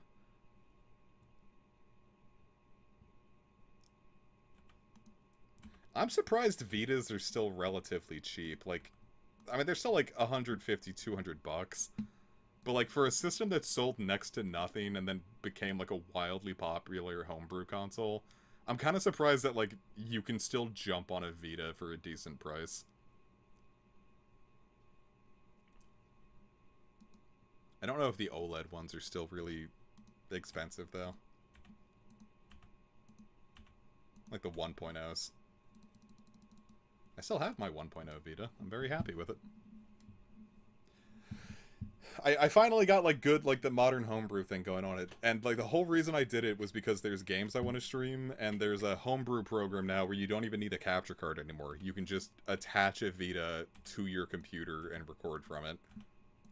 So, there's a bunch of, because, like, every game I wanted to stream on the Vita, the emulator,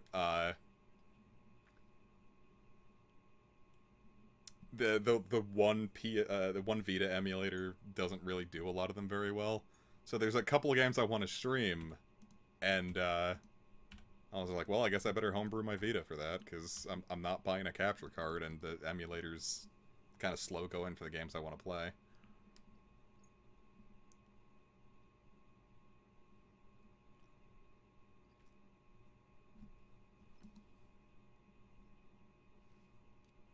Though I don't know. The Vita was a weird system. Like, I didn't really like it much at the time. I played the ever-living hell out of it, which is to say I loved my Vita, but I didn't use it as a Vita. I probably could have gotten pretty much the exact same enjoyment if I just bought a PSP for cheaper. Because most of what I ended up using it for was playing PSP games that I missed. It was like PSP games, PS1 games, and then, like, most of the Vita games I own were, like, visual novels. And, like, a couple of, like, the Vita exclusives I had, I didn't really love.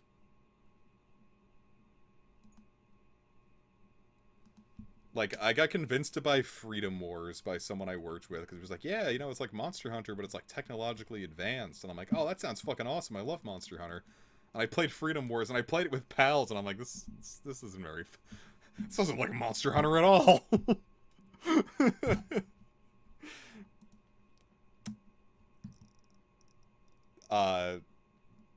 So I don't know, I'm trying to think of, like, an actual, like, genuine, like, straight-up Vita exclusive I like. Wait, no, Hearts R. I loved Tales of Hearts R. Didn't beat it, but I really liked it. I liked what I played of it. And then, you know, I played all the Danganronpa. Well, I played 1, 2, and Ultra Despair Girls, and then I got to the end of the first trial in V3 and immediately sold it back. And I wish I didn't, because Vita copies of V3 are fucking insanely expensive right now. And if I just held on and waited... Well, because, like, used copies of 1 and 2 were pretty cheap. Same with Ultra Despair Girls. And I was just like, well, if I got my money back, if I sold it back, that'll be great. And I got my money back, so I was content. But then, like, when, like, the COVID used game boom hit, copies of V3 were going for, like... Shit, it was something like $200. I kinda bought a whole fucking second Vita on that. Like, gosh dang.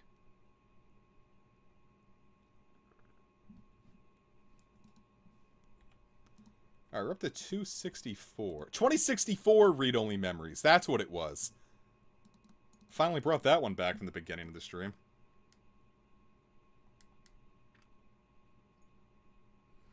I remember really thinking the cool thing about the Vita, kind of the same thing I thought was really cool about the Switch. When the Switch came out, Breath of the Wild specifically was just like, every time I saw something in Breath of the Wild, I'm like, wow, and all of this on, like, this game alone just, like, is already kind of blowing my mind with the shit people are doing. But, like,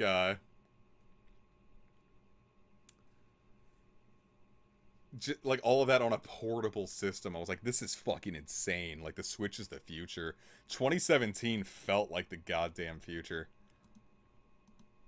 I had a friend, my editing partner in class, who skipped one of the classes when Super Mario Odyssey came out. And, like, I didn't see him again for, like, a couple days, because, like, we didn't have a ton of classes together. So, later in the week, when I did see him in a class we had... Wait, was that the shiny?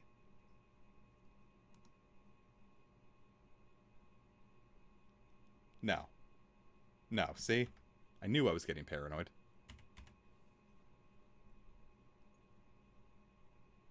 God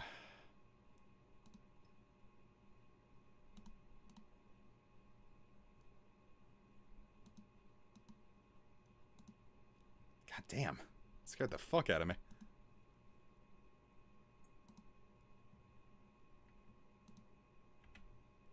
Yeah, I just fired up the stream to anyway, Super Mario Odyssey. I didn't play Super Mario Odyssey at launch because I'm like, I don't really want to buy a full Mario game for $60. No, I didn't. No, that wasn't the issue. The issue was I didn't have a whole lot of money at that point.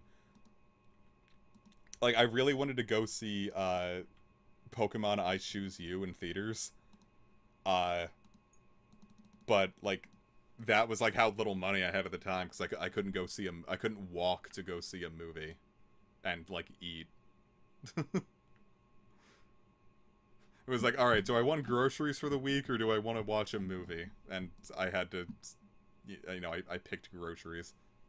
Yeah, something about this window is making Heatran look much lighter. Brad, don't do that. Fuck off. So I didn't buy Super Mario Odyssey at launch. And then I ended up, in 2021, it went on sale for $40. And I finally, got to play it. And, like, it was magical. It's like, going through Super Mario Odyssey in 2021 was just like, you know, like, we were kind of fatigued from 2 years of the pandemic, and here I am, like, playing this game that, like, I didn't get to experience during that magical year of 2017. And just, I love Odyssey. Like, Super Mario Odyssey is fucking fantastic. I was just having so much fun. It just, magical really is the only way I can describe that first experience of Super Mario Odyssey. And I will always look back fondly on it, and I have been very, very afraid to replay it on stream, because I'm like, oh, what if I don't like it as much? What if this doesn't hit the same the second time? Which is also kind of why I'm excited for Bonanza, because if it's made by the Odyssey team, like, I feel like I'm gonna get that same experience of going through Odyssey blind. Point being, everyone go play Super Mario Odyssey if you haven't. Super Mario Odyssey is a very good game.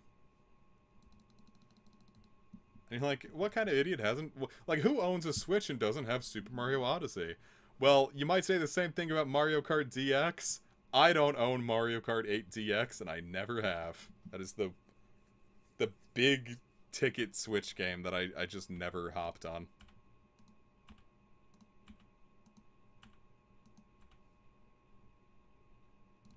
Trying to think of, like, what are the big ticket, like, the Switch games that, like, the quintessential Switch games. And I'm trying to think of Like, obviously, you know, it's like Breath of the Wild, Mario Kart 8DX, Odyssey. Maybe Fire Emblem Heroes? I'm sorry, Three Houses? Forgotten Land? I don't own Kirby and Forgotten Land. Never played that one. Though that one's just more me being silly because, like, I only... Yeah, Animal Crossing, duh. How could I forget that? Would you put ARMS on that list? I feel like ARMS would really only be, like, the 2017 thing. I don't know why they didn't put as much into ARMS as they did with, like, Splatoon.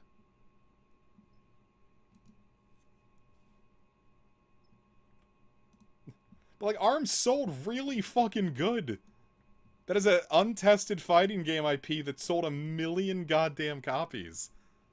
I'm surprised they dropped it so quick, and, like, all it's gotten since was, Min Min gotten Smash. I'm kind of just surprised at how little ARMS got.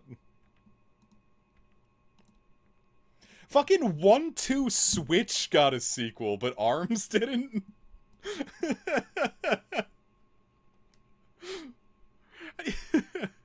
Jesus.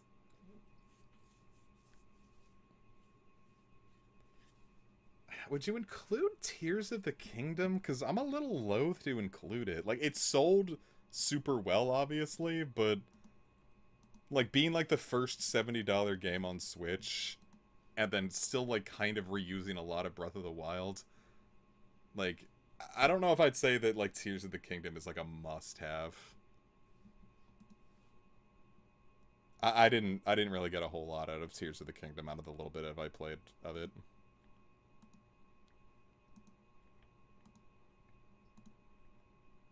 I think just in general, like, even after I beat Breath of the Wild in 2019, I was just like, I'm probably going to need, like, a solid decade before I want to replay this. And then Tears of the Kingdom was just like, hey, want to do it again? And I was like, yeah, sure. And then I tried it. I'm like, oh, no, turns out I was right. I probably do need more time before I go to this version of Hyrule again. Which, like, I don't necessarily think... We're up to 360. I might just make the push for 600. I'm having fun. And I'm kind of just pushing off, like, doing the things I need to do. We'll make the push for 600 and call it. Like, I'm not necessarily opposed to more things like Breath of the Wild or Tears of the Kingdom, but, like... It needs to be, like, a new world and, like, a new story. I get open worlds are, like, hard to make, but, like, doing the same thing with a story that just kind of ignores the Breath of the Wild, and then also kind of fucking ignores Skyward Sword. Because, like, it wasn't, like, the whole point of Skyward Sword HD. It was like, oh, like, here's the cool things in the sky. And then Tears of the Kingdom was like, oh, it was the Zonai the whole time. Or something like that. I don't know. I think that's why people kind of, like, got... There was, like, a discourse over, like, the story of Bonanza. I was just like, oh, what does a young Pauline mean for the lore? And, like, I don't know. After Tears of the Kingdom, I just didn't care. I was like, I don't know. Does Nintendo care? Like, the story of a Nintendo game is just kind of like, okay, won't this be cool for a game? Trying to think of, like, overarching lore, like... anymore, I don't think is a fruitful endeavor. That does not seem like a good use of my time.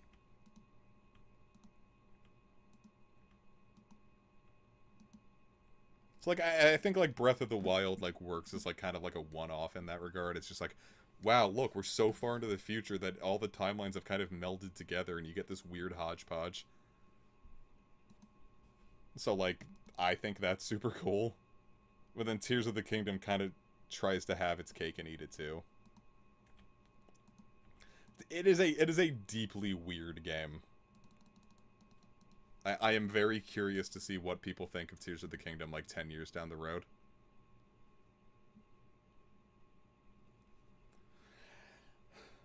The only reason I can't be upset about Skyward Sword HD is because, say an unscrupulous bastard wanted to pirate it, it's a hell of a lot easier to use the button mode now on an emulator, rather than trying to fuck around with the Wii Motion Plus. I still haven't played Skyward Sword, but I have it. Wink.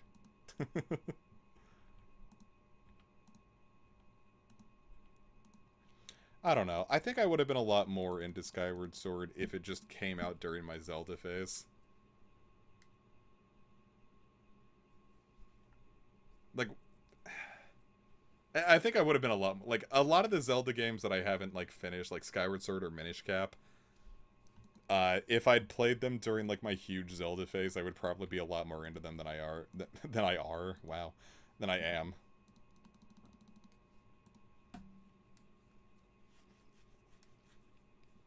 Like, late 2008, like, and then through like, all of 2009, like, I was just obsessed with Zelda. I was going through the series for the first time, playing everything I can get my little grubby hands on. I got the GameCube collector's disc just because, like, at the moment, like, that was the only way I had to play Majora's Mask. So I 100%ed Majora's Mask on, like, that, which is, like, the worst way to play it because it freezes at the drop of a hat. Alright, we are up to 420 encounters. Please let this be it.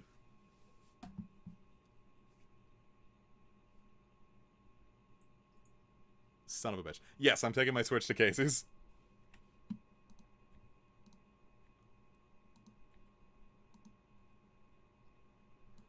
Yeah, the water temple is a great filter. I don't mind it as much now, because, like, I've gone through it enough that I can kind of get the vibe of it. Ocarina... It also just helps, like, when you realize that, like, Ocarina is a Nintendo 64 game, and there's only so much you can do with that. So dungeons can't really be that complicated. It's a little easier to, like, work at it with that. Like, if you can't find the solution, like, chances are you're overthinking it. That really just sounded like the most birdly shit I've ever said in my life. Oh my god. I think that I mostly just said that because, oh yeah, no. The opening and putting off the taking out. That's one thing I really like, 3D over, when they just, like, put the iron boots as a, like, at the bottom screen. That makes it so much better. I love Ocarina of Time to death, but no, I entirely agree with that. That's why I really like, in Twilight Princess, they have the iron boots, and then use it in, like, cool and interesting ways. Like, they use it 2 dungeons in a row. One with, you know, obviously the water stuff, and then one as, in the Goron Mines, they have, like, magnetized walls you can walk on. Twilight... God, I fucking... Man, Twilight Princess. I loved Twilight Princess. I loved it to death. Fucking adored Twilight Princess.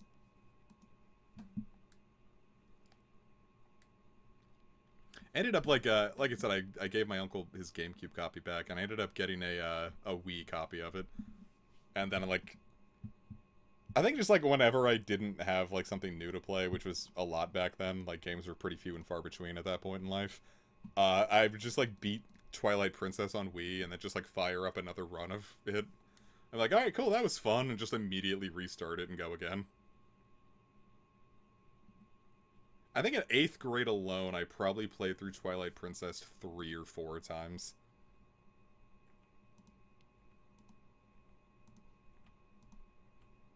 Good game. I've never 100%ed it, though. I think the only 2 Zelda games I've 100%ed are Majora's Mask and Ocarina 3D. I should 100% more Zelda games. I wanted to 100% Wind Waker once, and I was gonna, so when I was in college, my roommate had a Wii U with, Wind Waker HD. And, he I was like, yeah, maybe I'll just because I 100% did Ocarina. I was like, you know what? Maybe I'll give Wind Waker another chance. Maybe HD will make me think more of it. And then I think like that was pretty late into the semester, so I only got like I only played it like once or twice.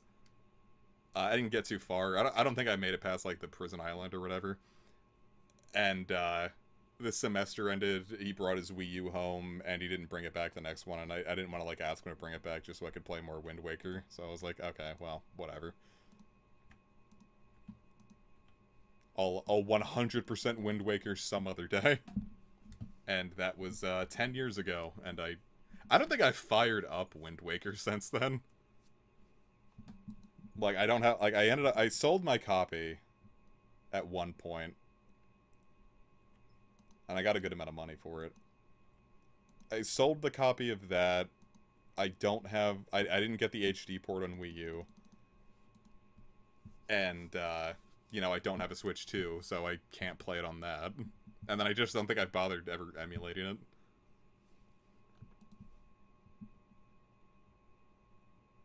My issue is, like, I'm not a huge fan of Wind Waker is the thing. I don't think I would have fun streaming it. That's something I feel like I would want to do alone.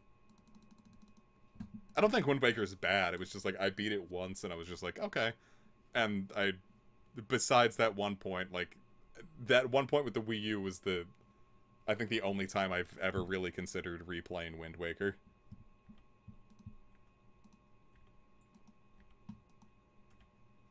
I'd say I've given more thought to Phantom Hourglass, but I also haven't played Phantom Hourglass in a hot minute either. And then I never finished that Spirit Track stream.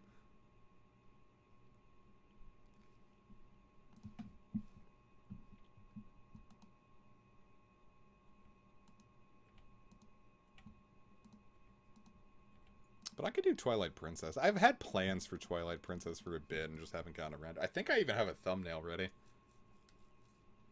No, I don't. I didn't end up making that one. I could show off a few thumbnails. Because we're at 504, so we've only got 96 left to go. I could show off a couple thumbnails for series I have planned. That have yet to see the light of day. Because some of them are going to take a hot minute.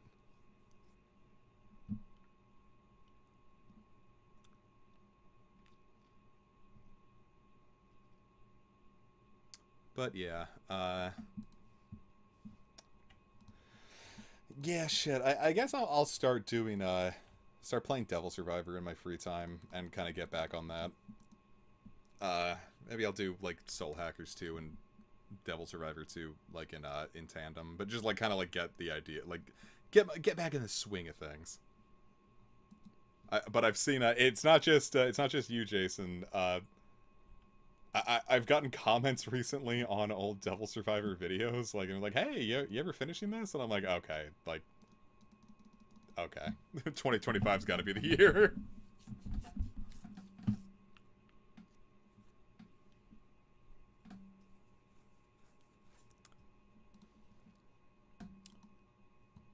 There's a lot of SMT I feel like I still need to get around to. Like, I've never even beaten Raito 2.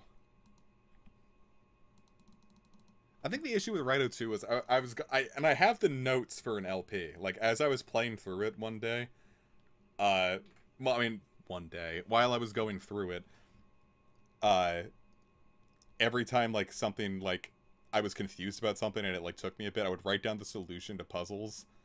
Or, like, I'm like, hey, here's how I got through this, that, and the other thing. Like, leaving myself, like, really detailed notes so I could, like, for a future LP. And then, like, one chapter, like, I went through the entire thing, got to the final boss, and then a thunderstorm hit and knocked out the power, and I lost, like, 2 hours of, like, progress, and I never played it again. But I do have episode 1 of a pre-recorded, like, I would do, like, post-commentary for Raito 2, video on my old PC. And I recorded that a long time ago, so I'd probably, you know, scrap it and do it again. I'll probably just do it live, too, because, the post-commentary stuff isn't very fun. I've never really liked it. I do it for games that I feel like it'll benefit from, but like, those are the LPs I end up liking the least.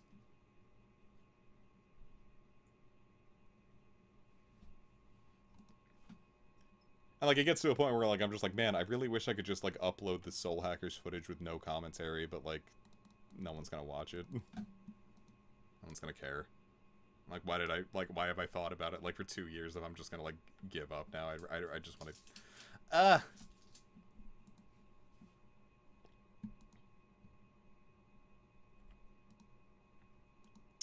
These are the thoughts that swirl through my mind, gamers.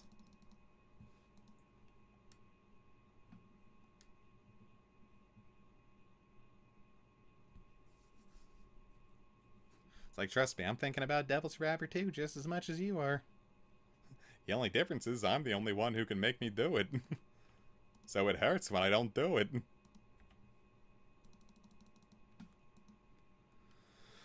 Okay, so we're at 564. It's looking like we're not going to get spooned, but that's okay. We can always be surprised.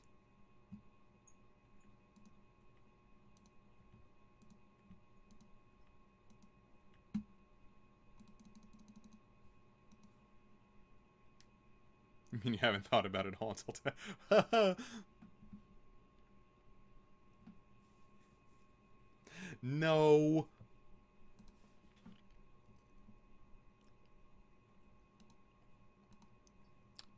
What if we just, like, put a whole, like, carton of cigarettes into Heatran's mouth? Like, not just, like, throwing him and letting him, like, chew it, but just, like, have him open his mouth just a bit and then, like, take out all the cigarettes and, like... Like, do you think he would smoke them? So, we have a... Like, there is a Discord server, but, like, it's not, like, specifically for me. It used to be, but then I, like, gave up ownership because I was just stressed in the end of 2022. So, like, it's more of just, like, a communal hub for the people that are already there. Like, it's not something where I'm like, oh, yeah, this is, like, here's what's coming up next in LP Town. It's, like, you know, it's a social hub. I really do just kind of, like... I try to subscribe to, like, that theory that, like, some people do where it's, like, if you just keep talking about your work, you'll get that dopamine hit that completing it would have, so you just won't get anything done. So, like, I try to play my cards close to my chest in the vain hope that, I'll actually just get shit done if I don't talk about it.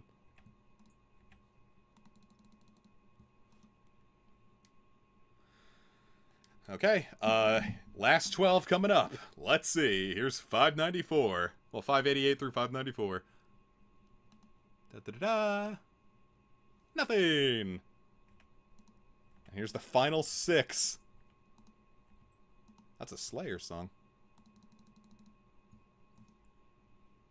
I mean, I can always just send out, like, a server invite, but, like, it's... If you're looking for Devil Survivor 2 updates, this is probably the best you're getting. Here we go. 600. And no such luck. Okie doke. Alright. It has been 3.5 hours. I think I'm going to call it a stream. Would have been nice to grab the final wormhole shiny before I visited Casey, but so it goes. I mean, like, once I get back and, like, do a Wednesday stream, it'll probably just be this again, so... You know. Imagine a Heatran fall... I would die. I wouldn't have to worry for too long. So yes, I think I'm going to call it a stream for now. I have much... Yeah, I was gonna say, like, how upset can I be? I got a shiny Moltres. So yeah, like I said, next couple weeks, not gonna be streaming, gonna be visiting my beloved partner. When we get back, we'll do things as per the usual, but for right now, I'm going to go do the last bit of cleaning I have to do. I'm gonna go take a shower, and edit Storm Chaser so that there can at least be something coming up while I'm gone. So, in the meantime, I hope you all have a wonderful time yourselves, have a nice couple weeks, enjoy July. This is like the most summery of summer months. So, it even if you're not on summer vacation, I hope it feels like one. So, thank you so very much for watching. I will see you guys come August. Till then, have yourselves a wonderful time, and take care. Though first you can have the infinite Heatran haul. Like, oh, Heatrans, oh, Smurgles. Alright, well, bye.